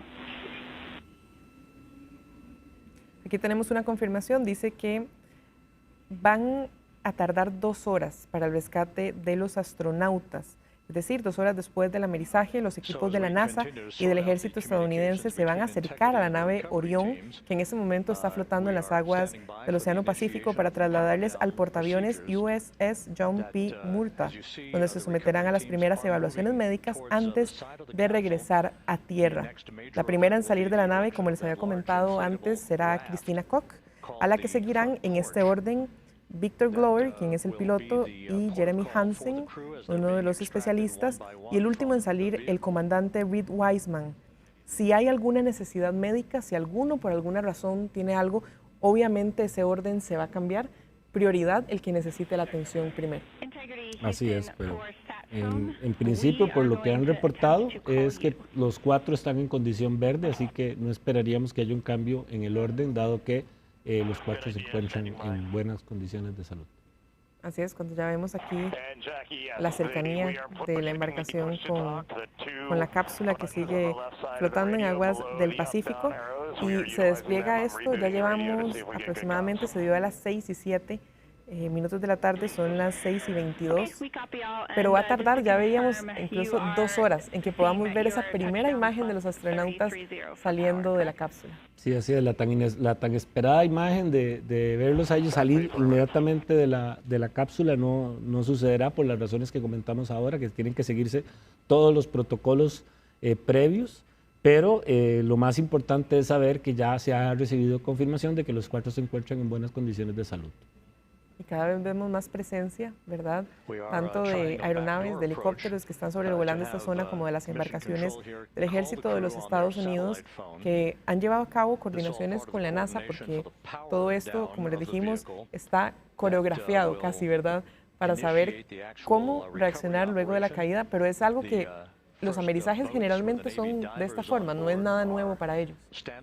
Así es parte de todo el protocolo que vienen practicando y que se sabe desde hace ya muchas décadas, pero que siempre genera una gran emoción y por supuesto también hay muchos riesgos asociados que, como mencionábamos ahora, pues dichosamente en este caso todos los riesgos fueron mitigados y se tienen pues una confirmación de que los astronautas llegaron bien a la Tierra, que eso es lo más importante. Así es, y vemos que lo que están comunicando por medio de esta señal es que están hablando con los astronautas por medio de un teléfono satelital, porque ya se ha puesto en marcha el operativo para la recuperación de la cápsula y también para la salida de los astronautas, que va a tener una duración aproximada de 2 horas. En este momento también, bueno, vemos que ya hay más presencia cerca de la cápsula Orión, bautizada por los astronautas como Integridad, mientras también está esa posibilidad de que los sacan en un helicóptero, pero no los llevan inmediatamente a tierra, sino que los llevan primero a un portaaviones y luego Correcto. Ahí sí los van a llevar a tierra. Así es, primero los llevan al portaaviones, al buque, y luego de ahí a San Diego, y luego de San Diego a Houston. Que uno pensaría que tal vez los dejaran descansar un poquito antes de emprender el viaje, pero es casi directo, que ¿verdad? Así es. ¿Y después de eso se requiere algún tipo de cuarentena, después de haber estado en el espacio? Bueno, hablábamos ahora de que la fase, digamos, en Houston de pues reacondicionamiento y ejercicios y recuperación tanto de masa muscular como de masa ósea y todos esos exámenes se van a tardar entre 2 y 3 semanas. Podríamos hasta hablar de un mes más o menos de reacondicionamiento desde Houston y si es necesario más, ¿verdad? Depende de lo que digan los estudios que les realicen y las valoraciones médicas. Y si usted se pregunta por qué es que va a tardar tanto este operativo, bueno, en este momento lo que están haciendo los barcos y los helicópteros que ya se ven ahí en la imagen, que están muy cerca de la cápsula Orión, tienen que empezar a acercarse y hacer comprobaciones, por ejemplo, de que en el océano no haya restos metálicos que puedan poner en peligro a todas las personas que están participando de este operativo, pero también tienen que observar si no hay contaminantes alrededor, ¿verdad?, que puedan ser un peligro para la salud de las otras personas. Y una vez que estas comprobaciones ya se lleven a cabo y que se completen las verificaciones necesarias, ya se procede al rescate de los astronautas que permanecen en la cápsula y que, como les decíamos, la primera comunicación que se tuvo con ellos cuando se retomó después de este bache de 6 minutos sin comunicación, básicamente se escuchó cuando Reed Wiseman dijo Houston, los escuchamos alto y claro. Esa fue la primera señal antes del amerizaje, y una vez cuando ya estaban en el mar, también se dio la confirmación por parte del comandante de la tripulación que los 4 miembros de la tripulación estaban en condición verde, lo que quiere decir que están en un buen estado de salud. Y esto es, bueno, la confirmación que todos estaban esperando, que llegó con celebraciones también, ¿verdad?, de parte del Centro de Control de la misión y de todos los curiosos que se acercaron, ¿verdad?, para observar este momento, y por supuesto todos nosotros que estamos bastante lejos, pero gracias a la tecnología y a esta señal que nos genera la NASA podemos disfrutar de un espectáculo como este, don Carlos. Así es. Bueno, pues ha sido un proceso muy emocionante, ¿verdad? Ver desde el momento del lanzamiento hace 10 días hasta el día de hoy el reingreso de estos astronautas, y pues por supuesto para la NASA y para todas las agencias y especialistas que estuvieron involucrados en esta misión, pues una gran dicha. Saber que luego de esta misión va a poder aprovecharse toda la información y conocimiento disponible para las futuras misiones. Vamos a aprovechar esta señal de la NASA para dejarlos un poco con el ambiente de lo que se está generando en este momento. The crew members that we've all had an opportunity to observe over the last 10 days, right? I mean, they're absolutely professional astronauts. I mean, wonderful communicators, almost poets. But then I think these were the ambassadors from humanity to the stars that we sent out there right now. And I can't imagine a better crew than the Artemis II crew that just completed a perfect mission right now. So yes, it's a huge moment for everybody, right? I mean, we are back in the business of sending astronauts to the moon, bringing them back safely, and to set up for a series more. I mean, this is not a once in a lifetime, which you hear sometimes around here. It's like, this was a once in a lifetime. No, it's not. This is just the beginning. We are going to get back. El entrevistado es que él no se imagina una mejor tripulación, porque dice que estos 4 astronautas son grandes comunicadoras, casi poetas, por todo lo que hemos visto a lo largo de estos 10 días de misión, ¿verdad? Y las comunicaciones que ellos han indicado. Por eso dice él que fue la mejor tripulación y que están muy felices de que haya sido todo un éxito, sobre todo esta última maniobra que nosotros acabamos de ver, mientras siguen las imágenes de la cápsula en el agua. Ha sido una misión, don Carlos, que ha tenido momentos sumamente emotivos. Empezamos porque la primera mujer, ¿verdad?, que participa de una misión alrededor de la Luna, también la primera persona de color que también participa, que es Victor Glover, el piloto. Y por supuesto que aquí hay un detalle importante, y es que teníamos medio siglo sin ver algo así, ¿verdad? Se retoman las misiones a la Luna y mucha gente dice, pero ¿por qué si el programa Apolo, con las condiciones que se tenían antes de tecnología, pudo alunizar, por qué en este caso no se hizo? Y creo que eso también es importante aclararlo porque es un tema de probar. Correcto. Bueno, primero, entender que esta misión, el objetivo es probar sistemas, ¿verdad? No tanto llegar directamente a la Luna. El éxito de esta misión es crítico para poder tener éxito en llegar a la Luna, así que es un paso intermedio necesario. Quiero agradecerle a don Carlos Enrique Alvarado, quien es miembro de la Comisión Aeroespacial del Colegio de Ingenieros Arquitectos, exministro también de Ciencia y Tecnología, que nos acompañó en estos minutos, y a todos ustedes que estuvieron con nosotros durante una cobertura histórica. El amerizaje de la misión Artemis II, los 4 astronautas ya se encuentran en tierra, regresaron a su casa. Los invitamos para que a las 6:55 sigan con nosotros en la edición de Telenoticias para ver más detalles de la recuperación de la cápsula y también de la salida de los astronautas. Buenas tardes.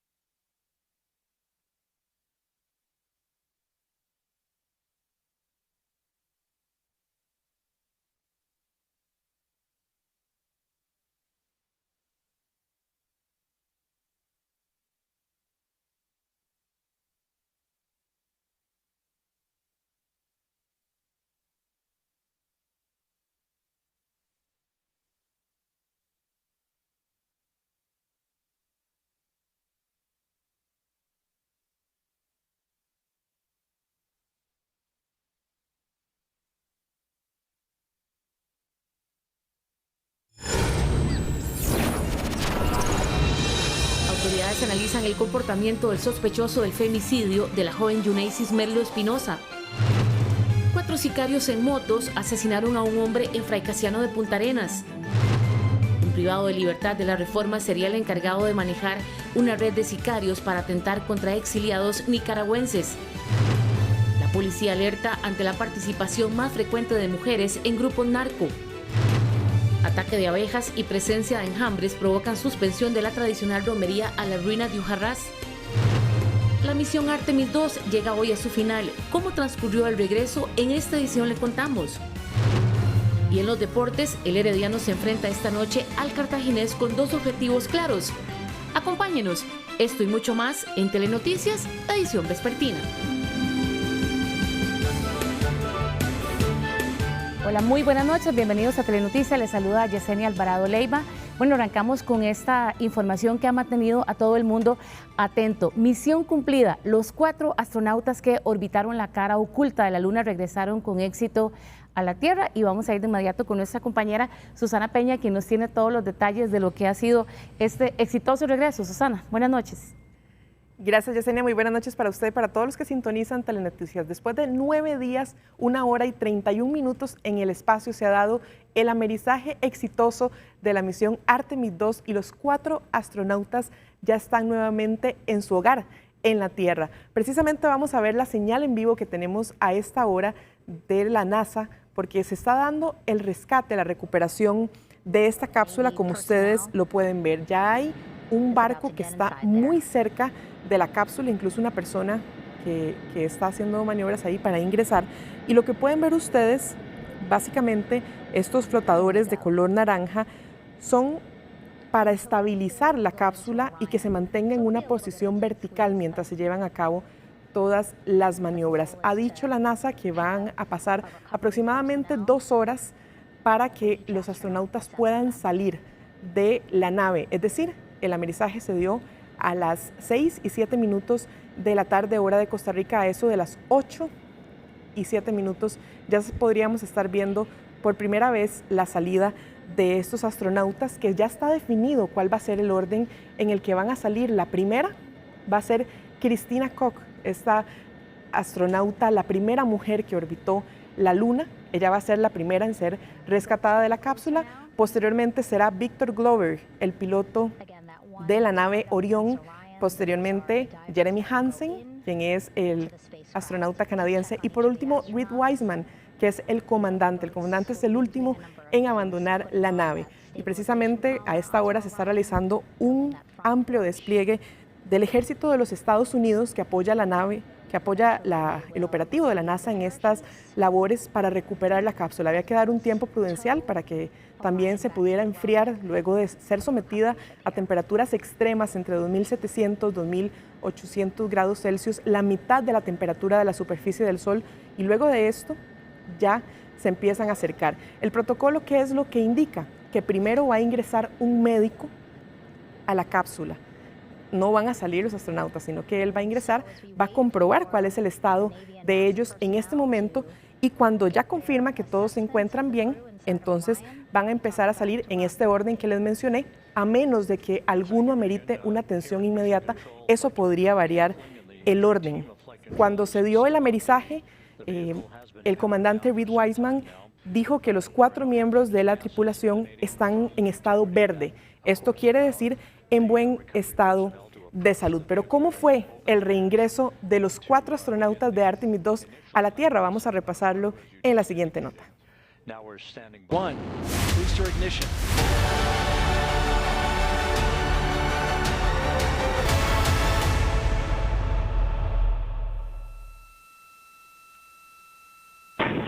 Integrity, splashdown, sending post-landing command now. Splashdown confirmed. Copy splashdown, waiting on VLDR. Splashdown confirmed at 7:07 p.m. Central Time, 5:07 p.m. Pacific Time. Una imagen que quedará para la historia. From the pages of Jules Verne to a modern-day mission to the moon, a new chapter of the exploration of our celestial neighbor is complete. El viaje de regreso de la Luna a la Tierra culminó en las costas de San Diego, California, trazando así un nuevo camino de la humanidad a la órbita lunar por primera vez en más de 50 años. Tras 10 días de viaje, la nave Orión logró amerizar con éxito en el Océano Pacífico, poniendo fin a una travesía que no solo probó tecnología de punta, sino también la resistencia humana en el espacio profundo. Pero ¿cómo llegaron hasta aquí? El regreso no fue sencillo. La cápsula ingresó a la atmósfera terrestre a más de 40.000 kilómetros por hora, soportando temperaturas que alcanzaron entre los 2.700 y los 2.800 grados Celsius.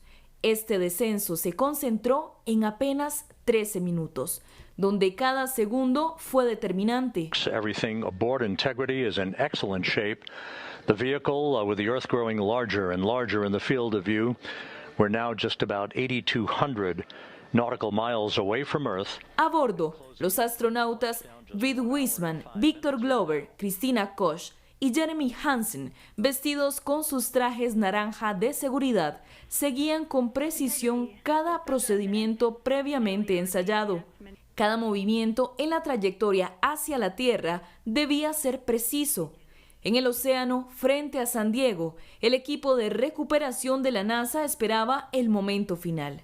Y cuando la cápsula tocó el agua, no solo regresó una tripulación, regresó también un nuevo capítulo en la historia de la humanidad. So as we continue to sort out the communications between Integrity and the recovery teams, we are standing by for the initiation of the power down procedures.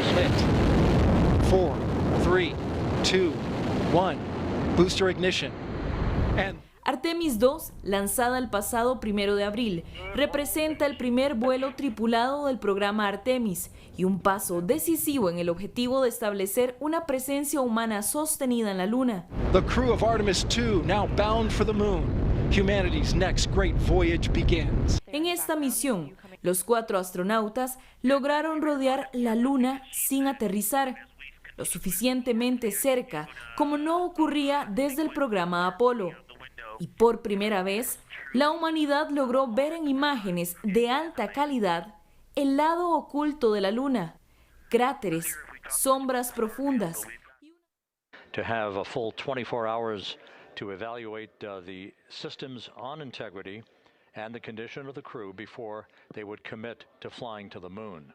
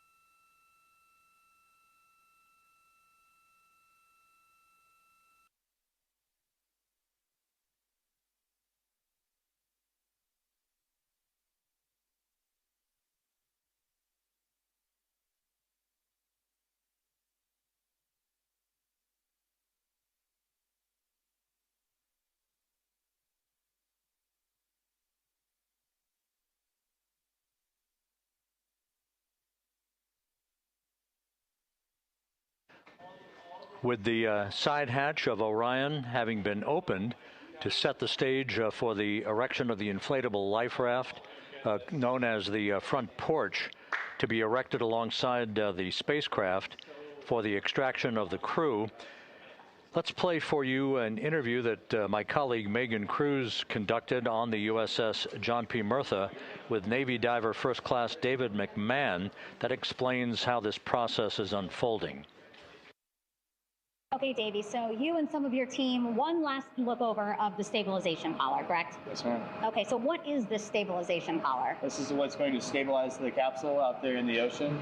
We don't know how good the weather or the waves will be that day, so this will help prevent any unnecessary occurrences from happening, stabilizing the capsule and the astronauts inside.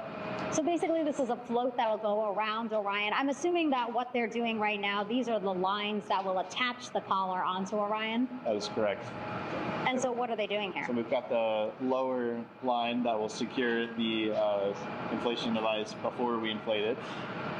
That gives us the go-ahead that it's secure in its space, and then we'll inflate it. And then once that is done, we'll undo all the carabiners and get this orange line on top tied in the same fashion. And then this will be secured to the capsule, and the astronauts can safely take their first steps out of the capsule onto the front porch. Okay, and how long will it take them to set up the stabilization collar? We should definitely be able to handle this in under 10 minutes. Okay, wow. And then you just mentioned the front porch. So basically after they set up this stabilization collar, then they set up what's called the front porch here. That's correct. Okay, and what's the front porch? Front porch is basically a bigger waiting room for the astronauts to sit in while we wait for the helicopters to show up and grab them. Okay, so the medical team that was inside with the crew, they're going to help them out and onto the front porch? That is correct. And then what happens here? We have higher trained medical personnel also on board the front porch that will give them lookovers and just make sure they're okay while we wait for the helicopters to show up.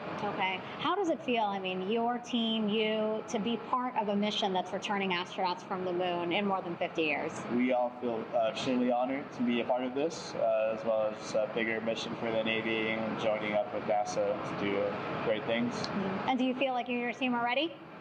Yes, very ready. Cool. All right, thank you so much. Thank you.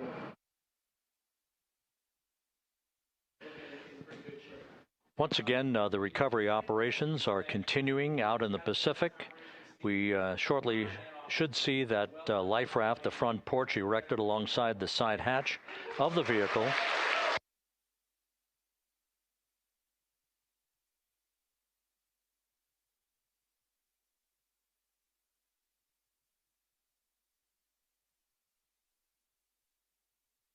A number of flight controllers have come into the flight control room to receive congratulations from Entry Flight Director Rick Henfling.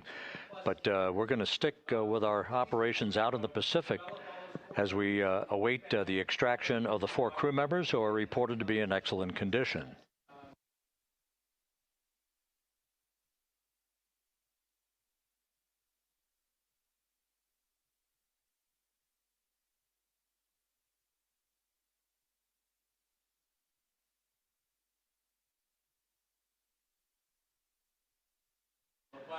Again, while we stand by for that front porch to be erected alongside of the side hatch of the vehicle, let's go back to the USS John P. Murtha and Megan Cruz. Megan?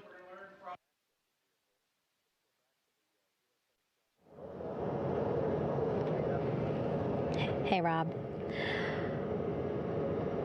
Pausing now to listen to some internal audio loops. Again, the operations team here on the ship communicating with everyone out on the water. It seems like currents are hindering them a little bit from unfurling and inflating the stabilization collar as well as the front porch. But again, the requirement to get the crew out within 2 hours of splashdown, plenty of time. So no concerns just yet. But as calm as the water looks, yeah, it looks like it's hindering the teams just a tad.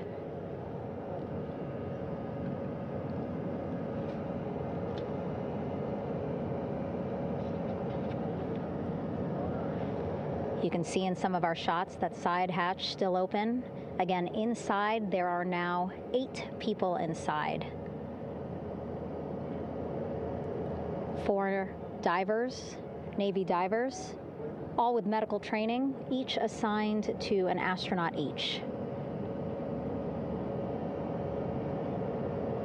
Making sure that they're comfortable, feeling good.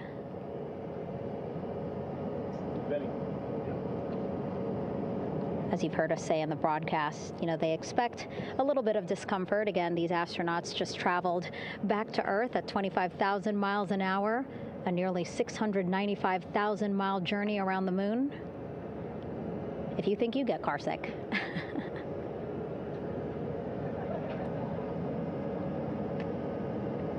Again, 6 boats out there, lots of gear with them, just in case, right?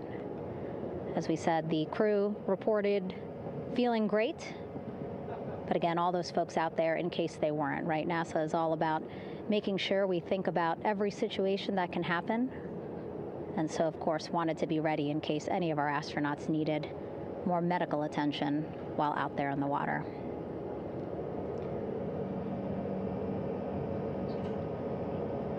You see now teams, again, trying to set up the stabilization collar and front porch for the crew to get out of Orion. They need both, right? The stabilization collar will keep Orion from swaying as you see it is doing now.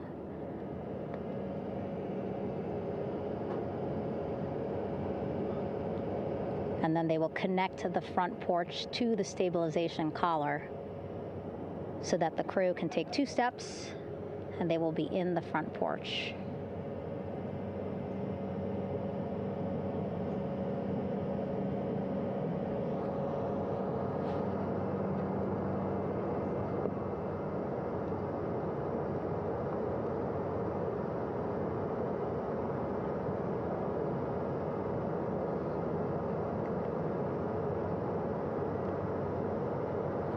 Not a lot of chatter on the mission audio loops. That's a good thing. Again, things proceeding pretty nominally, even if they're fighting some currents out there on the Pacific Ocean.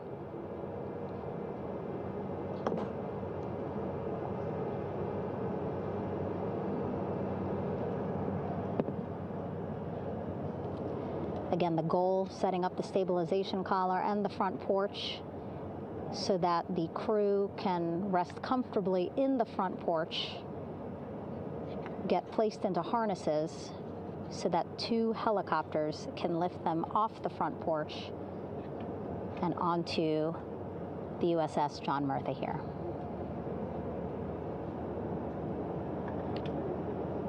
The helicopters are going to take turns picking up an astronaut. So again, Helo 1 and Helo 2.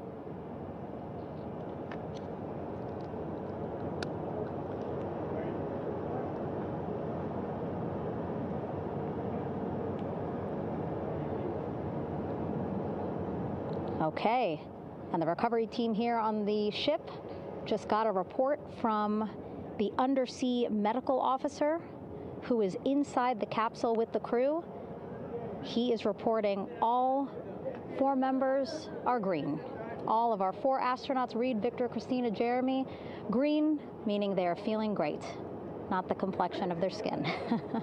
They are feeling great, happy to be home, and ready to be extracted as soon as possible.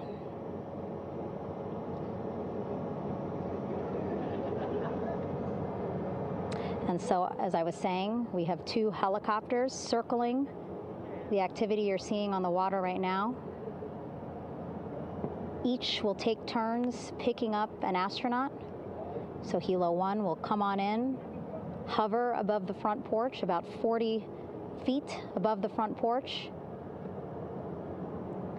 A Navy recovery specialist will be hoisted down into the front porch. The restricted maneuvering doctrine is in effect. Will connect to the first astronaut, which we're expecting to be Christina. And then Helo 2 comes around, picks up Jeremy, while Helo 1 stays above head, and then Helo 1 will come back in for another astronaut, and then Helo 2 for the last astronaut, and then back to the flight deck here on the recovery ship.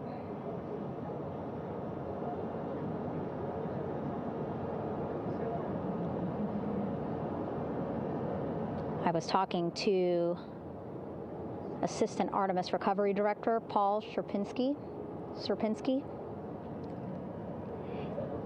He said helos are a much quicker, safer way to get on board. They did actually consider boats, but then if you think about it, longer time, the crew would have to move through more of the ship.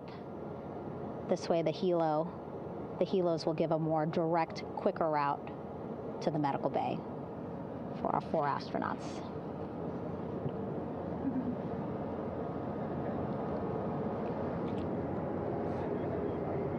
Beautiful shots from our aerial and imagery teams.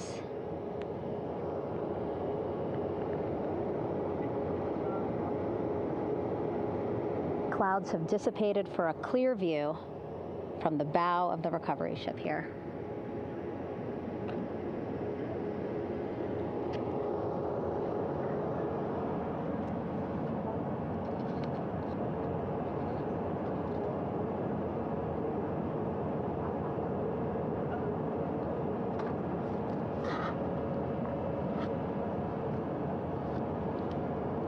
You can still see divers in the water there.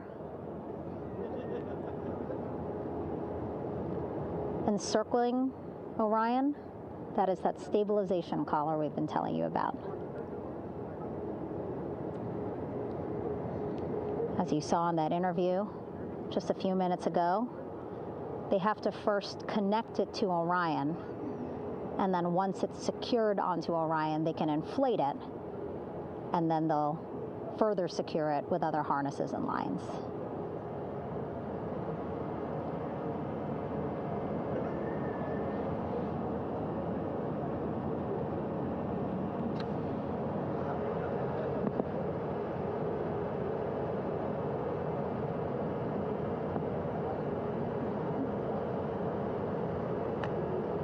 About an hour and 10 minutes since splashdown in the Pacific Ocean here.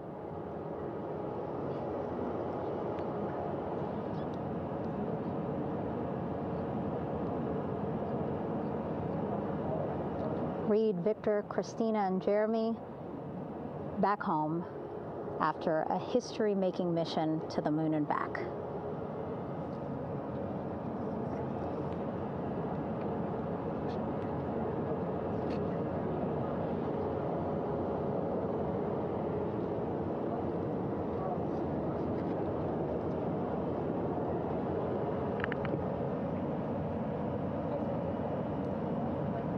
If you missed what we said just a couple of minutes ago, the undersea medical officer inside with the crew in Orion, reporting all 4 crew members feeling great.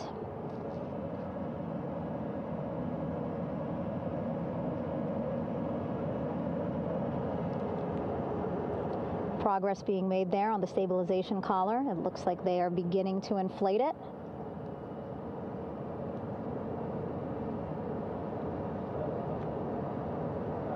And it looks like they're starting to unfold the front porch in order to get that into the water here shortly and inflate that as well.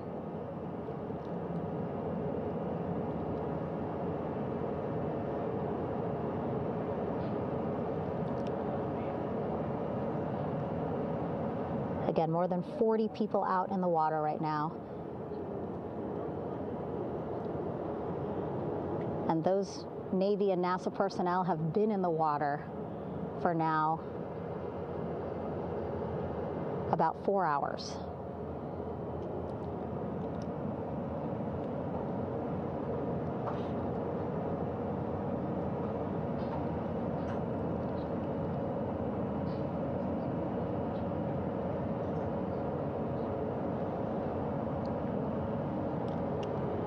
The reason why they had to get out so early is just to stage everything. And actually here on the ship, when there are flight operations happening, you can't have anything else, right? Just because the flight deck can be a dangerous place, so they just want to focus on planes coming and going from the ship, so that's why they wanted to get the boats in the water to make sure that they have all the time they needed for the flight ops. And then the same crew here out in the water, they will stay out in the water for a number of hours after we recover the crew and get them back on the ship, because then they have to recover Orion.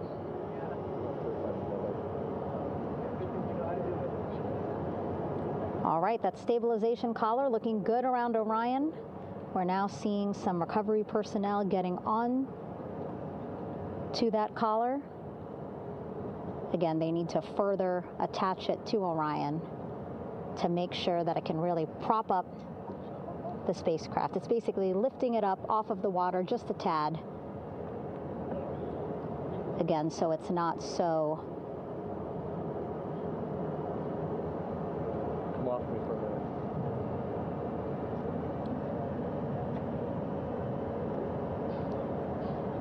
so it doesn't sway so much in the water there.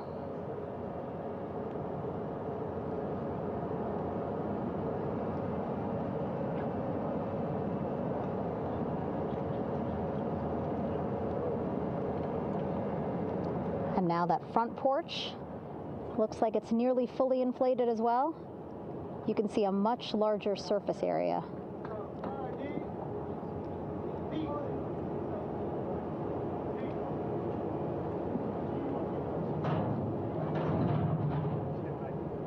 And so once the crew get out of Orion, they can stretch their legs a little bit on this front porch, get some fresh air.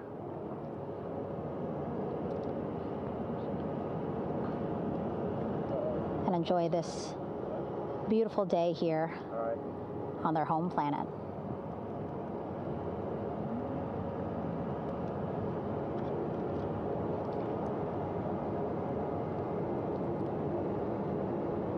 It appears teams now are about to connect the front porch to the stabilization collar.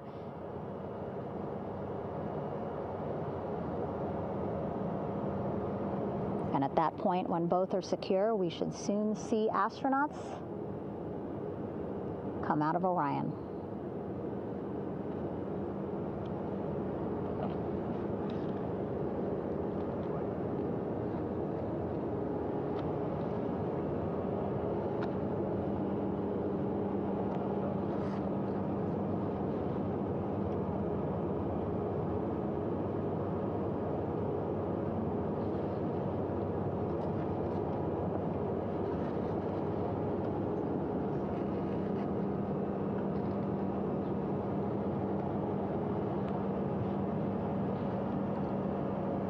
All these views you see also being fed to the Landing Force Operations Center here on the ship.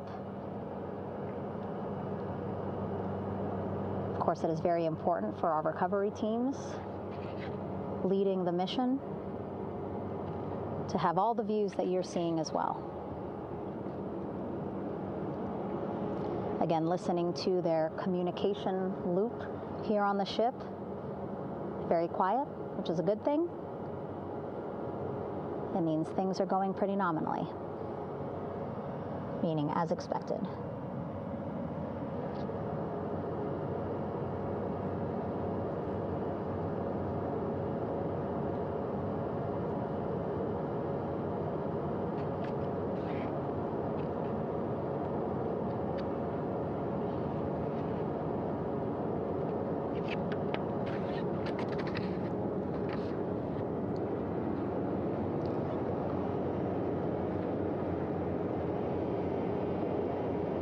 Again, all this activity happening just 3,000 yards away from the ship. So that means this will be a very quick flight back on the helicopters for the crew. 2-3 minutes, and then they'll be back here on the ship. I know.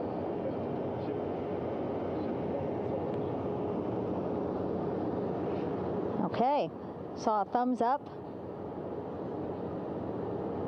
from one of the personnel on the front porch. It looks like they are now getting ready to deploy what they call the Air Rescue Vest, ARV. And so this is the harness that each crew member will get into in order to be hoisted into the helicopters. Again, those helicopters hovering just about 40 feet above the front porch when they're ready to pick up each crew member.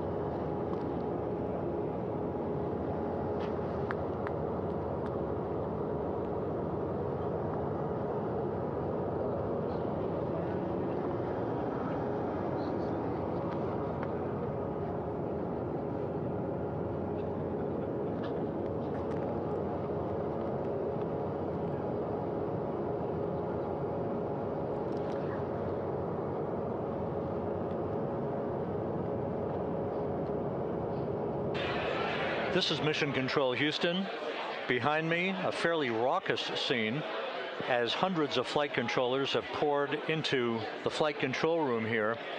This is reminiscent of the scene after the final shuttle mission of STS-135, although that was the end of a program. This is only the beginning of a program with the textbook splashdown of Integrity and its 4 astronauts. We're standing by for the crew to be extracted from the spacecraft. Entry Flight Director Rick Henfling invited all of these flight controllers who have contributed to this mission to enter the flight control room to have an opportunity to receive well wishes and to share the mutual glow that exists in the wake of a textbook mission for Integrity. On the front screen here in Mission Control, a sign that says "Welcome Home, Integrity," taking humanity back to the moon, going further, and returning safely to Earth. So all of that jubilation, part of the post-splashdown activities, even as we await the crew being extracted from the vehicle to be hoisted onto Navy helicopters for the trip back to the USS John P. Murtha.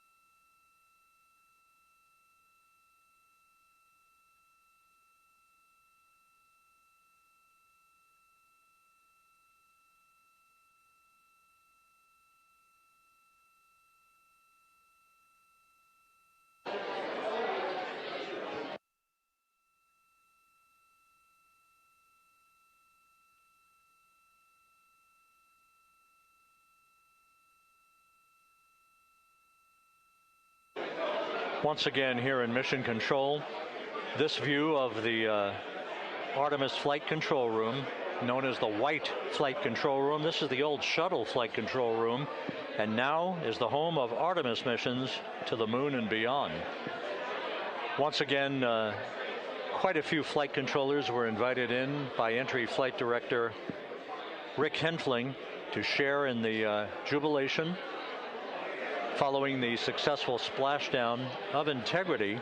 That splashdown occurring an hour and 22 minutes ago, as we stand by for the completion of the extraction of the crew, and ultimately they're hoisting onto Navy helicopters for a short flight back to the USS John P. Murtha.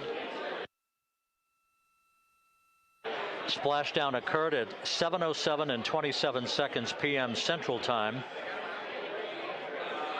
I had an opportunity to talk to the head of flight dynamics, Jeff Birch, a moment or two ago.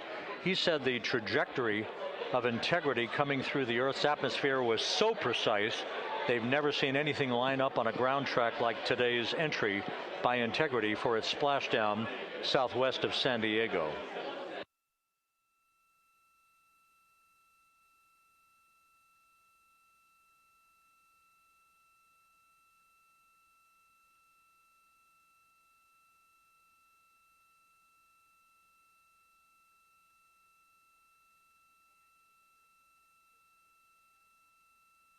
And the initial, you can hear it.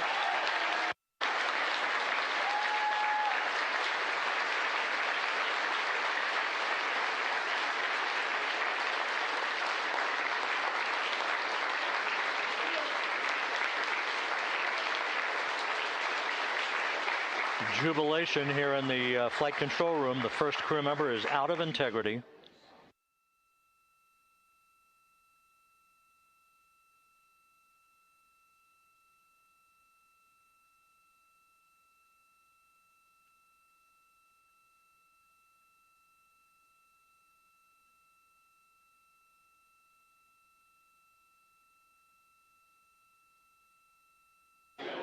We are expecting the other crew members momentarily to be extracted.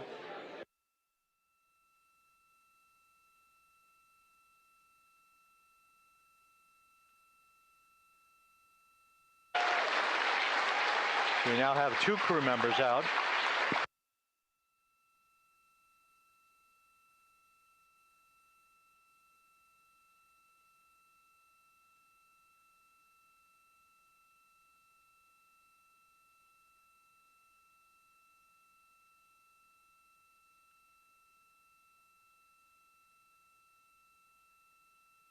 Two crew members out, 2 to go.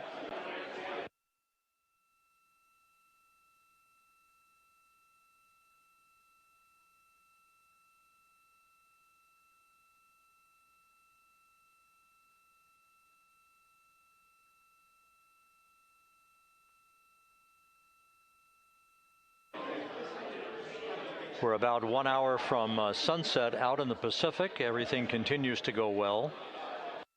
Integrity's systems function perfectly during its entry back to Earth. And Reed Wiseman, the commander who will be last out of the vehicle, reported that all the crew members were feeling very well.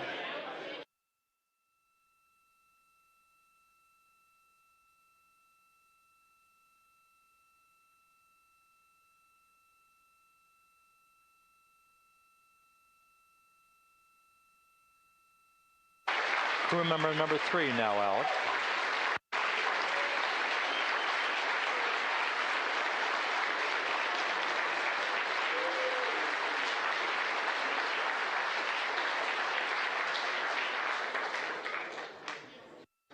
And now standing by for the commander, Reed Wiseman, who will be last out of his ship.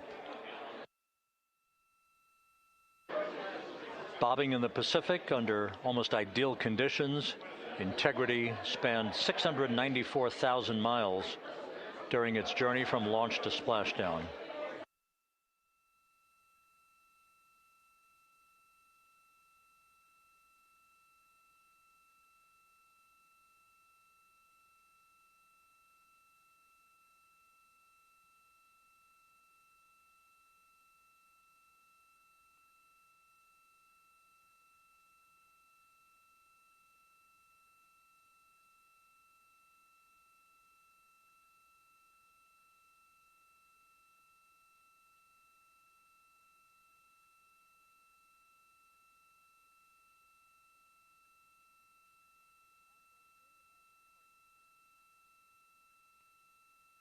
And we now have Reed Wiseman out of the vehicle, all 4 crew members now out of Integrity.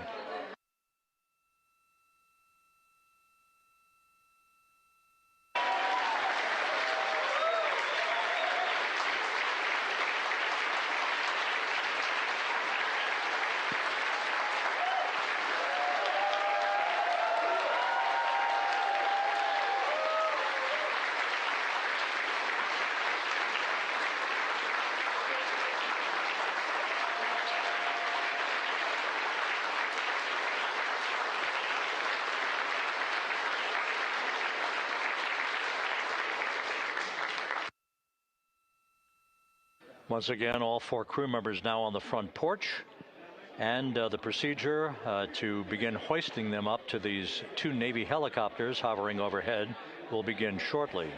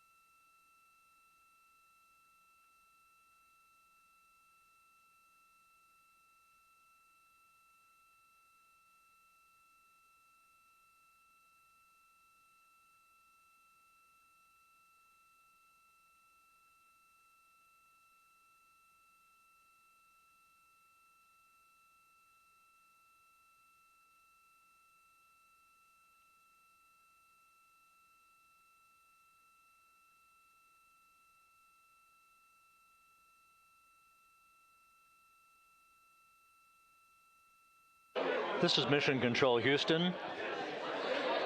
The mission is over, but the melody lingers on as jubilation continues here in the flight control room. We should be expecting NASA's Associate Administrator, Amit Kshatriya, to be joining us shortly for a short interview while the recovery operations continue out in the Pacific. So we'll stand by for that. And then we'll turn it back over to Megan Cruz aboard the USS John P. Murtha.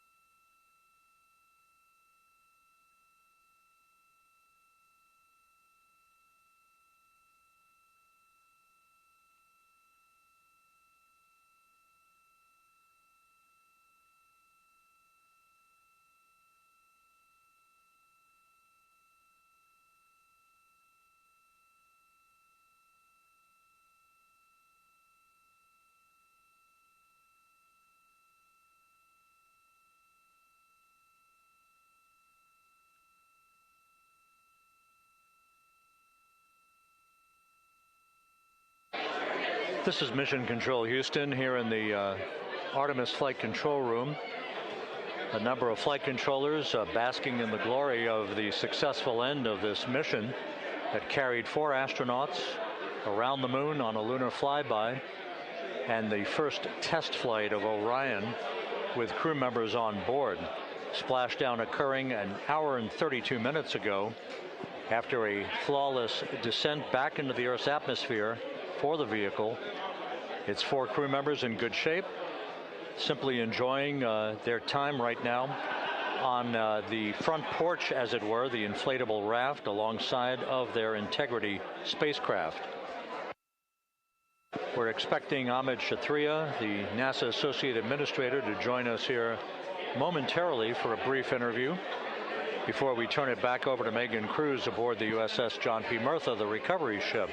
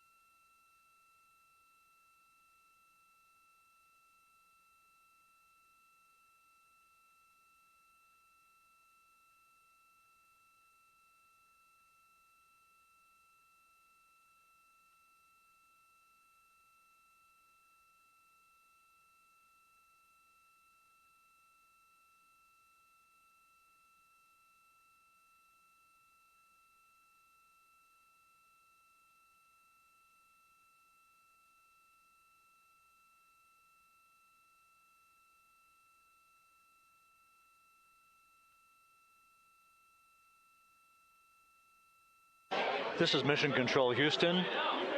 We're about an hour and 34 minutes since the textbook splashdown of integrity in the Pacific to bring home our astronauts. And with us now is Amit Kshatriya, the NASA Associate Administrator. Amit, a little bit of history made tonight, a little bit of history made over the past few weeks. Your thoughts as this team here basks in the glow of what they just accomplished? Yeah, Rob, we're here in the control center, and it's kind of overrun with jubilant folks from the Mission Control Houston, as well as engineering, and folks that just want to be here, part of it, as we watch our crew get extracted from the vehicle. And, you know, my thought is always about these teams, the team that's in the water right now, pulling the crew out, the team here in Houston that worked so hard over the last 10 days, no sleep to get this done. You know, we still have some work to do to get the crew to the med bay here on the ship. They all look great coming out, so hopefully that won't be too long. You know, I think we saw the administrator on the boat too, giving his thanks to the Navy team on the Mirtha, which they're just an incredible group of sailors. I was able to visit with them a couple weeks ago. And then if you pull it all the way back to the workers and the folks that joined the rocket at Michoud, that made the heat shield tiles that held together tonight, that stacked the vehicle in Florida, that integrated the vehicle in Denver, that fired the engines in Stennis, that fired the boosters in Promontory. I mean, this is the entire team, you know, coming together and being tested by the environment that this machine went through, and they did it right. The work was good. They did it right. You've said in a number of briefings, of course, and in other forums that this is just the first step.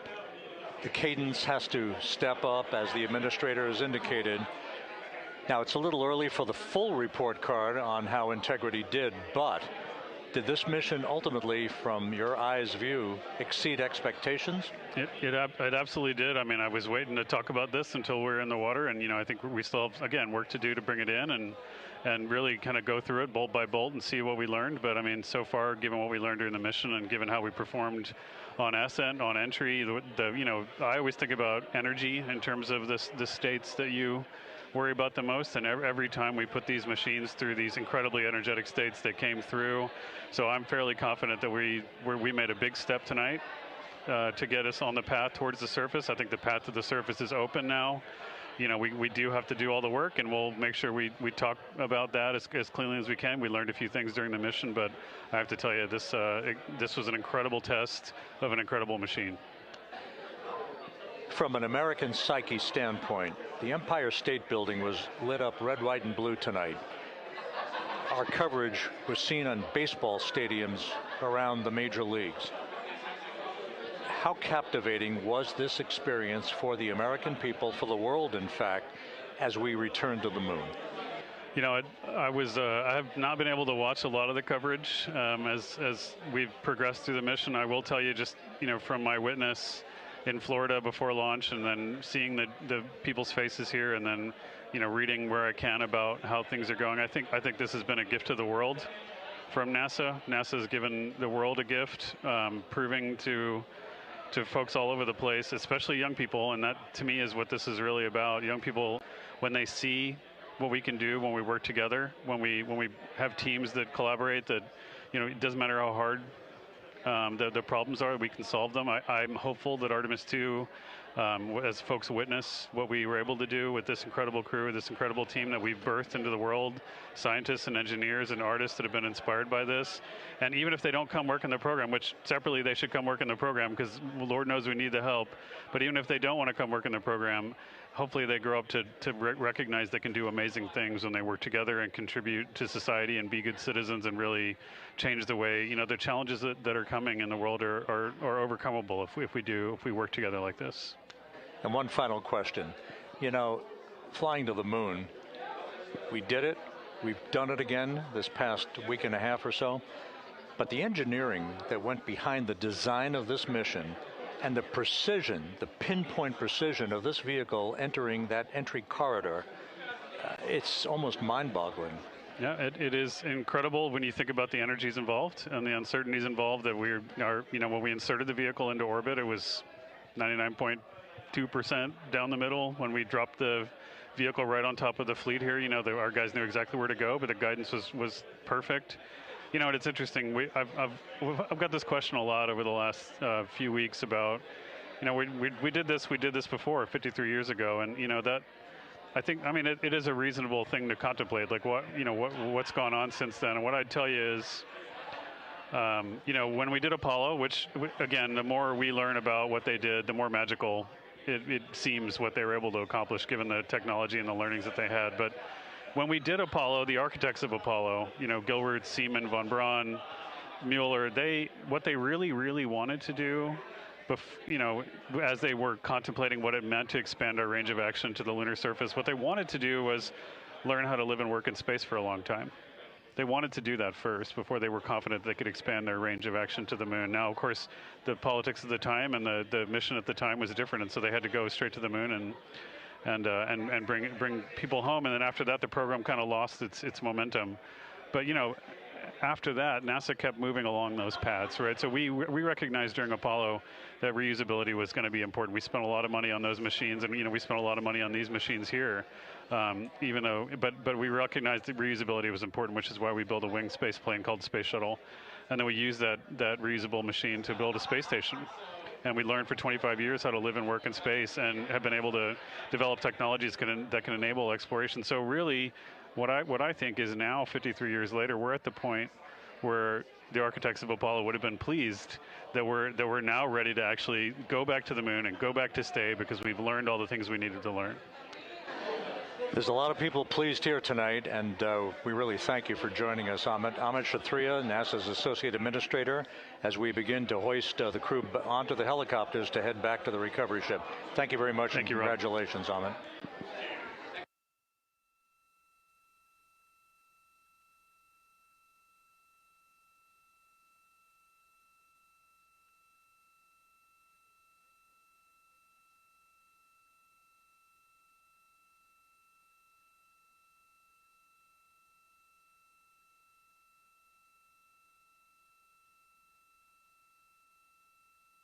This is Mission Control Houston, with the crew members now beginning to be hoisted aboard the Navy helicopters. Let's go to Megan Cruz aboard the USS John P. Murtha, who will take it from here.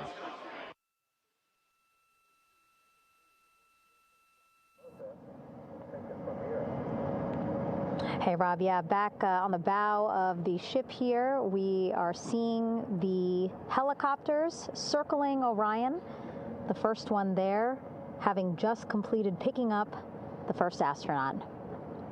Helo 2 now, hovering just 40 feet above the front porch, lowering a recovery specialist out of the helicopter. That person will touch down in the front porch just there.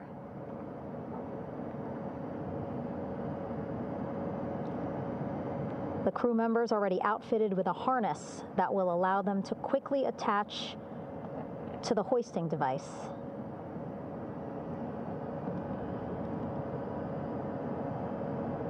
Look at the power of those blades throwing water out at the center there, the front porch, with now 3 astronauts and the recovery specialists. Again, crews already outfitted with a harness vest. And here we go. Second astronaut now off the front porch, getting hoisted into the second helicopter.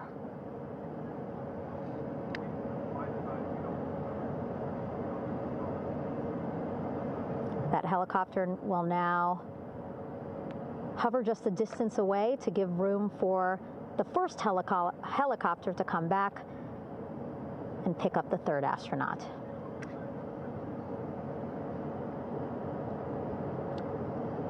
As we wait for that helicopter to come back, make its way back around, just want to mention that the President of the United States called our NASA administrator today while he was on the ship, just minutes after we interviewed him live on our coverage, and congratulated him and NASA on this history-making moment tonight. Helicopter 1 again hovering 40 feet over the front porch. We will soon see another recovery specialist getting lowered onto the front porch.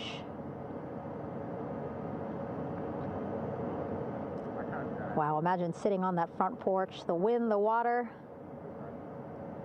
But again, the recovery team determined that a helicopter flight back to the ship here would be safer, faster, and more comfortable for our crew who just completed a 10-day mission around the moon. Third astronaut in the air, getting hoisted quickly back into the first helicopter now.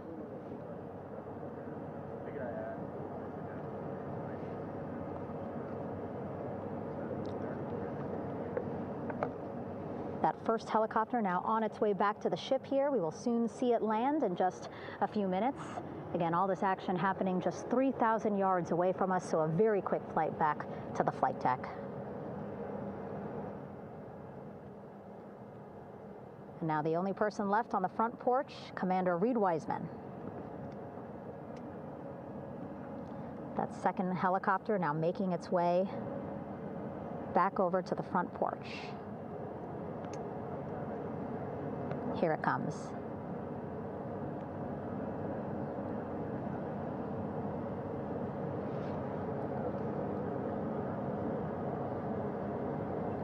Making its final approach here.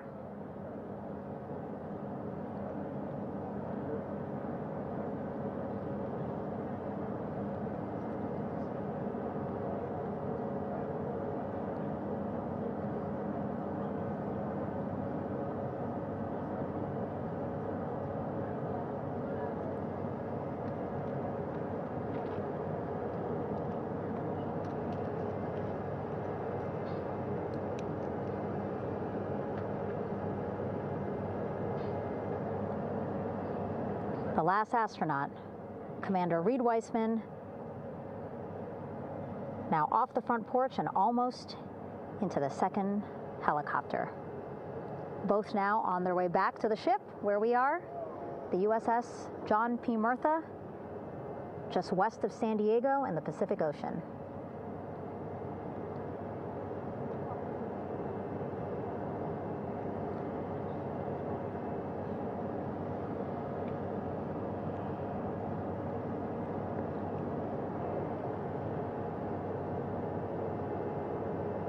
Exciting to see our 4 crew members minutes away from landing on the flight deck here on the recovery ship.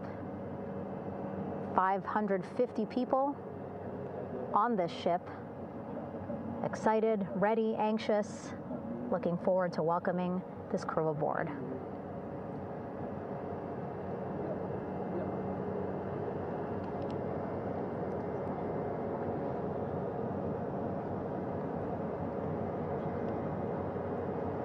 Watching them now with our own eyes.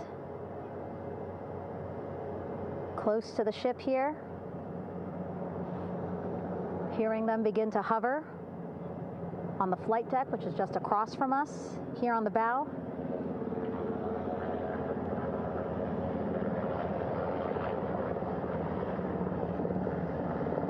The first helicopter coming in.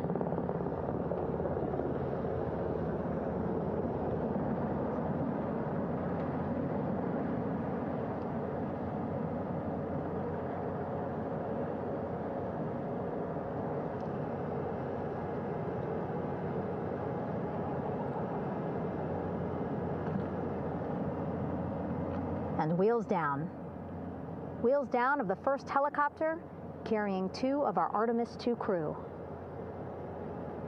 Pilot Victor Glover and mission specialist Christina Cook.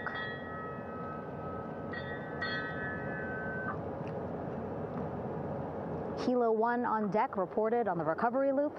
Again, the mission audio loops that the recovery team are using here to communicate with one another. And an announcement just made on the ship, integrity incoming. 2 more helicopters on their way to the flight deck, one carrying the crew, the other, one of our imagery helicopters. Again, kudos to our imagery and aerial teams for giving us these beautiful views of history in the making.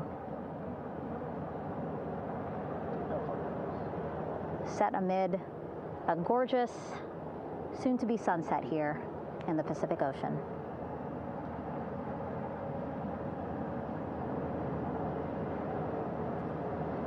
Second helicopter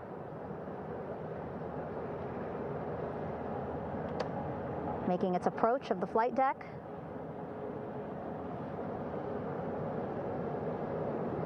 Plenty of people here on the bow with their cell phones out, filming this moment.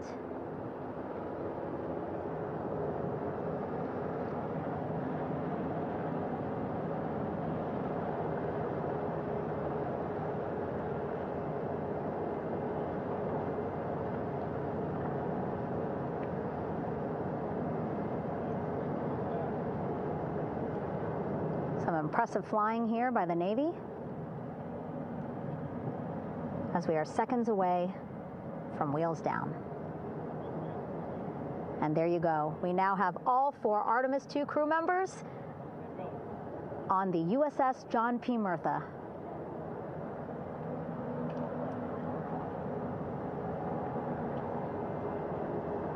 I'm sure they're happy to be out of the water and on this recovery ship with, again, 550 people on board, ready to welcome them home. But first, as we've been saying throughout the broadcast, just making sure the crew feel good.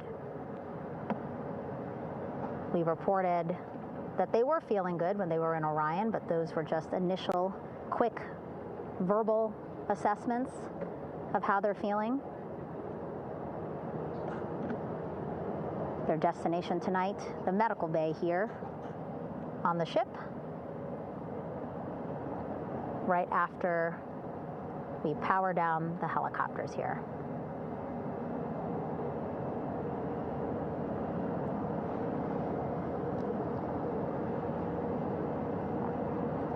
The team on the flight deck working quickly but methodically.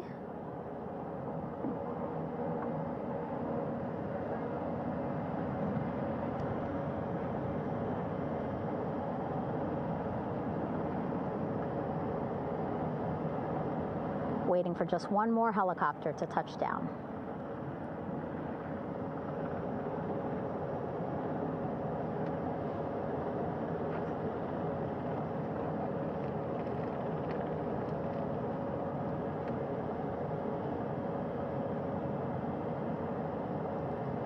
Very limited personnel here on the flight deck. Restricted maneuvering doctrine is in effect. As that third helicopter touches down.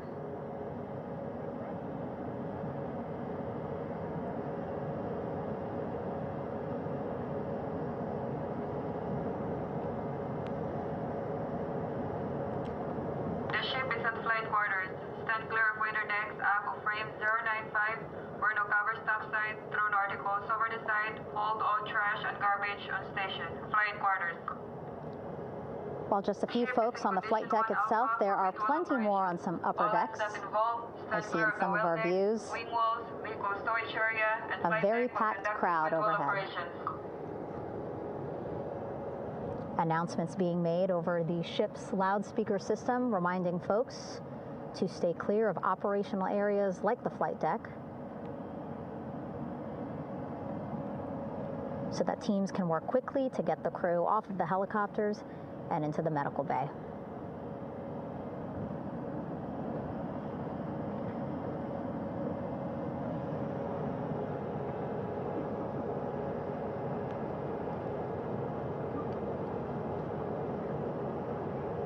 Splashdown today, 5:06 p.m. Pacific time. We are within 2 hours of that splashdown time, and already we have all 4 crew members on the flight deck of the USS John P. Murtha.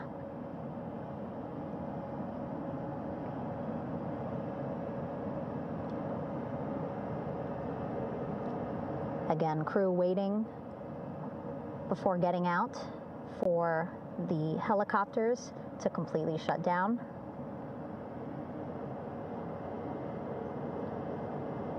Safety, of course, very important to NASA and the U.S. military.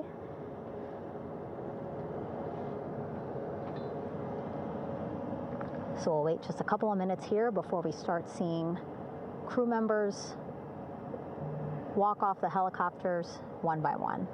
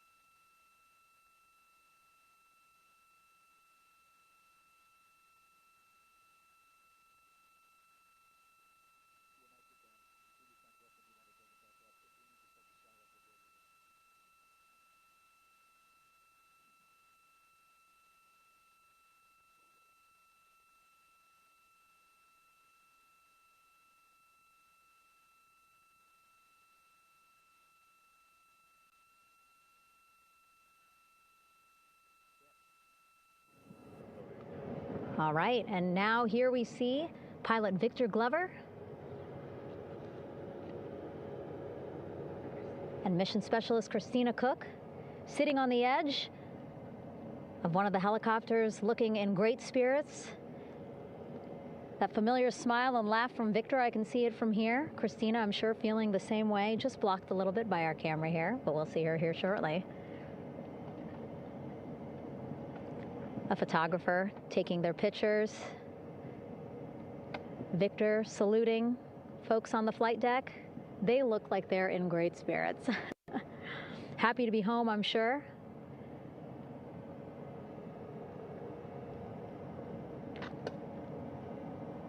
If you're sitting at home, I hope you too are wondering, what would you want to ask them if you got a chance to talk to them? Because that is what I'm thinking about. Getting the opportunity to talk to or ask questions of these 4 astronauts who just made history as the first crew to return to the moon since 1972.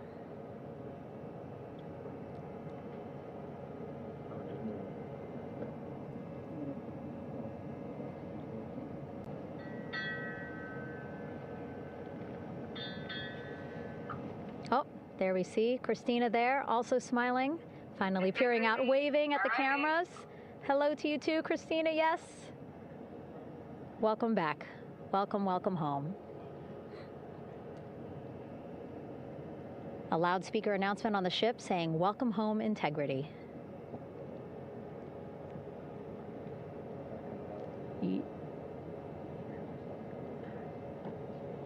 Victor in great spirits.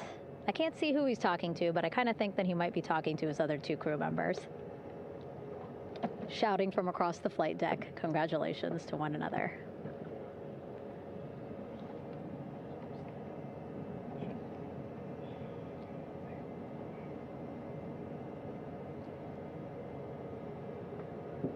And so now we see some Navy personnel walking up to the helicopter.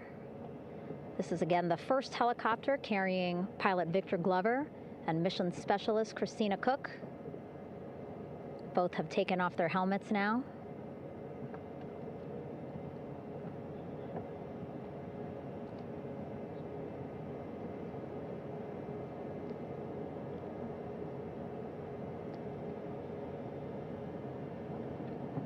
Some pictures, video to catalog this historic moment.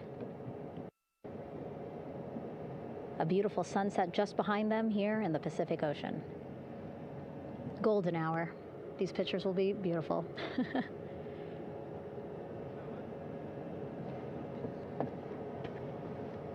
Now we see NASA Administrator Jared Isaacman. He is on the flight deck, as well as Flight Surgeon Rick Schuring walking over to Victor and Christina first. We saw the administrator walk over to the other helicopter, which is carrying Commander Reed Weissman and Mission Specialist Jeremy Hansen. We heard from Rick earlier in the broadcast. Again, he said he's going to be out there on the flight deck to do another initial assessment of the crew, ask them how they're feeling, anything bothering them.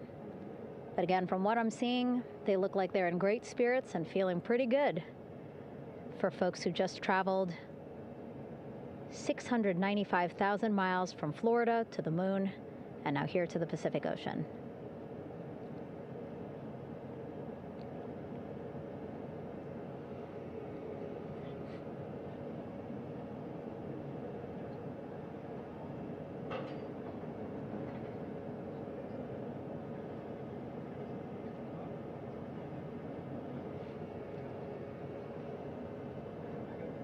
We're now seeing NASA Administrator Jared Isaacman walking across the flight deck. He had been talking to Reed and Jeremy, now approaching Victor and Christina. A hug from Victor, a hug from Christina. What a moment that we're getting to experience together.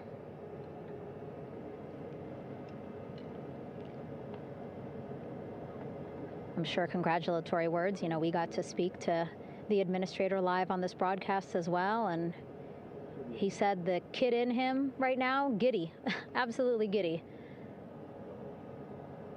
at what we were able to accomplish today. Returning them home safely and in good spirits after a 10-day mission around the moon. And here we go. We're seeing Jeremy walking, waving across the flight deck, now on his way to the medical bay.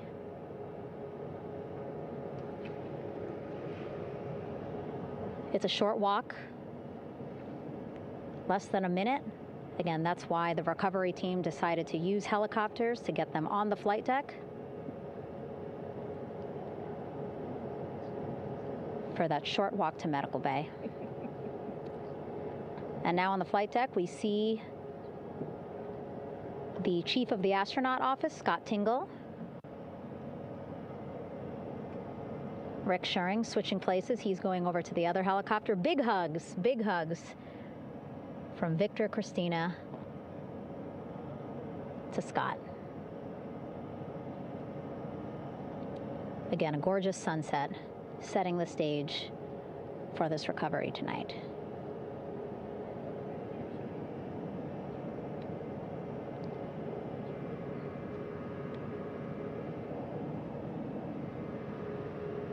All right, and now here we are, Christina, making her way, looking thankful, grateful, happy to be home.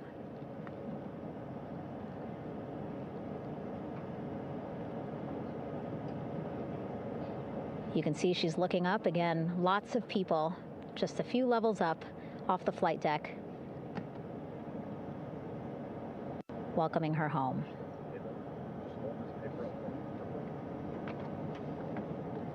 Scott holding the door like a gentleman, but back on his way to the other crew still on the flight deck.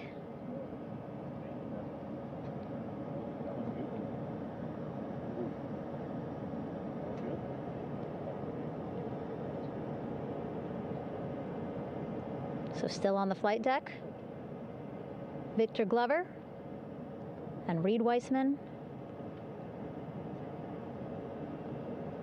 It looks like Victor will be the next one headed to medical bay. More hugs, more hugs. He's a hugger.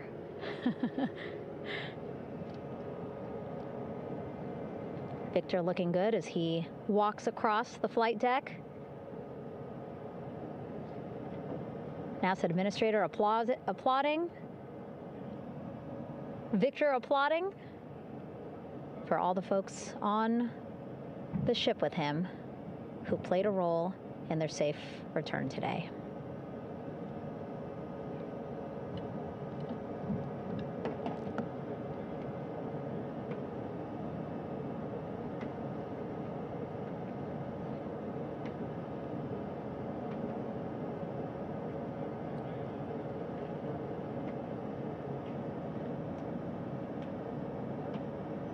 Finally, just one Artemis II crew member left on the flight deck, Commander Reed Weissman.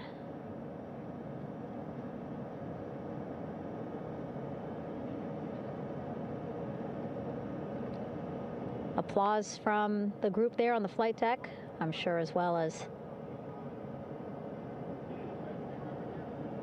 on the level just above them, packed with people. Reed looking good as he takes his steps towards the medical bay.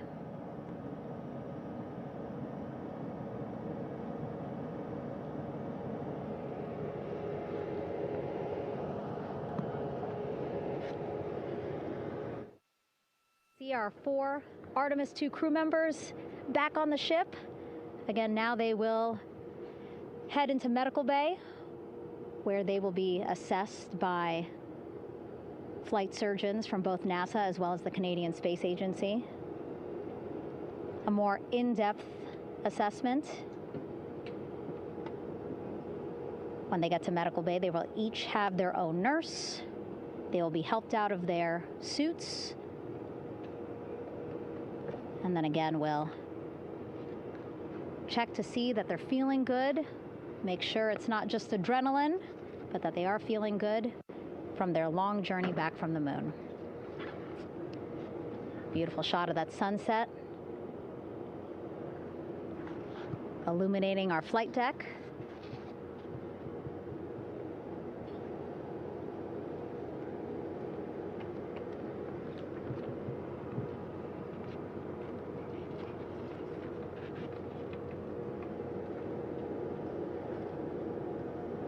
All right, and now with our astronauts safely on board, I want to welcome on Artemis Recovery Director Lily Villarreal.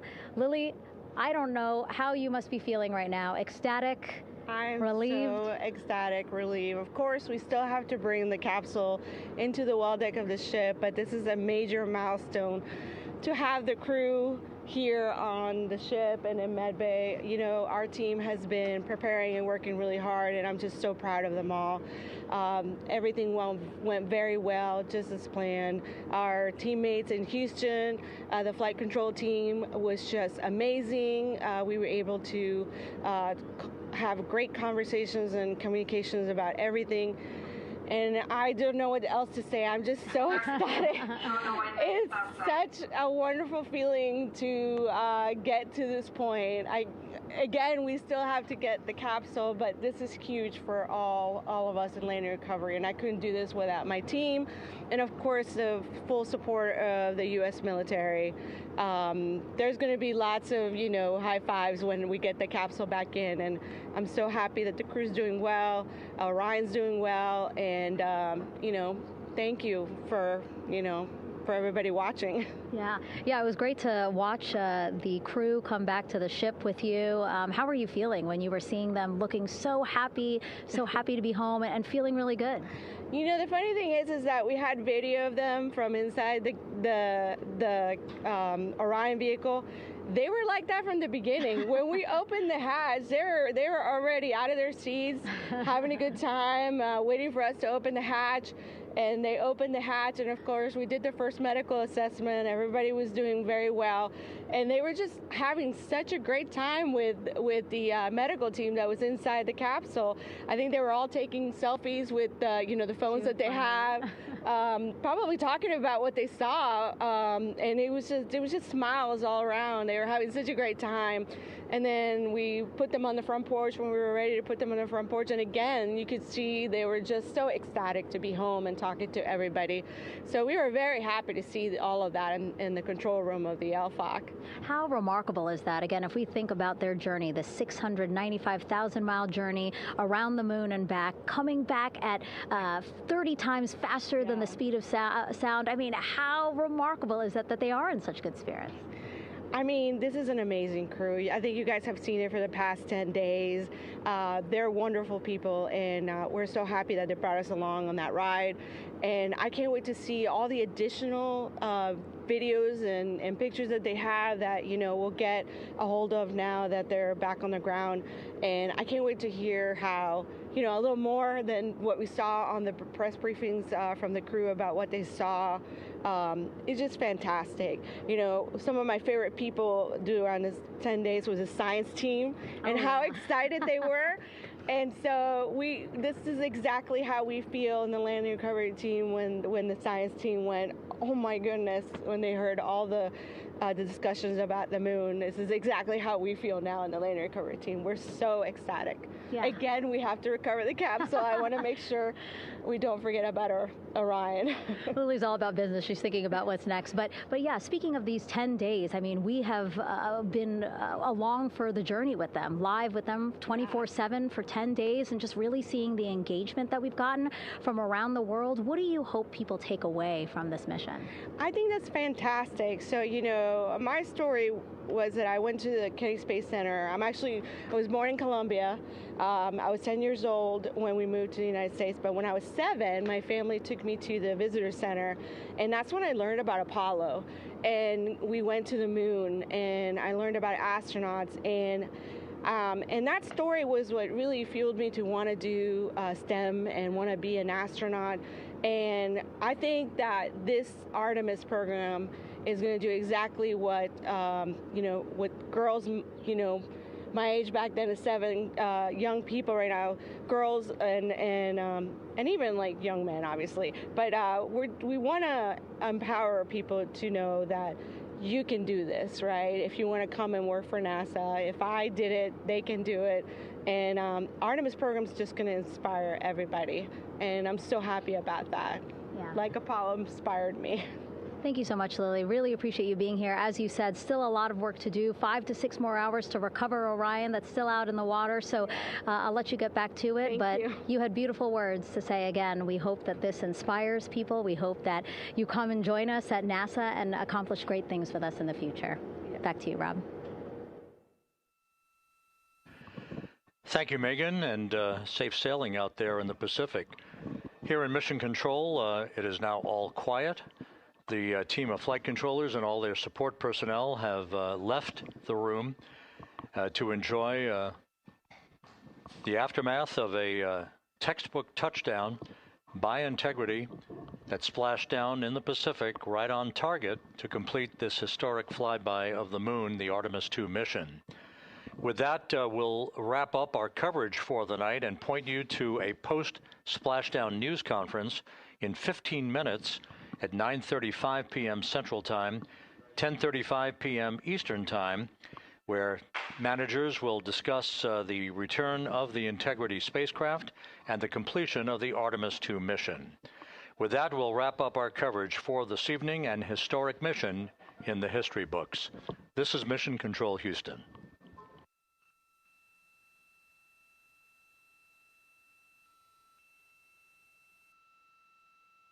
Main chute deploy. And we have 3 good main chutes. Houston Integrity, splashdown, sending post-landing command now. Splashdown confirmed. Copy splashdown, waiting on VLDR. Splashdown confirmed at 7:07 p.m. Central Time, 5:07 p.m. Pacific Time.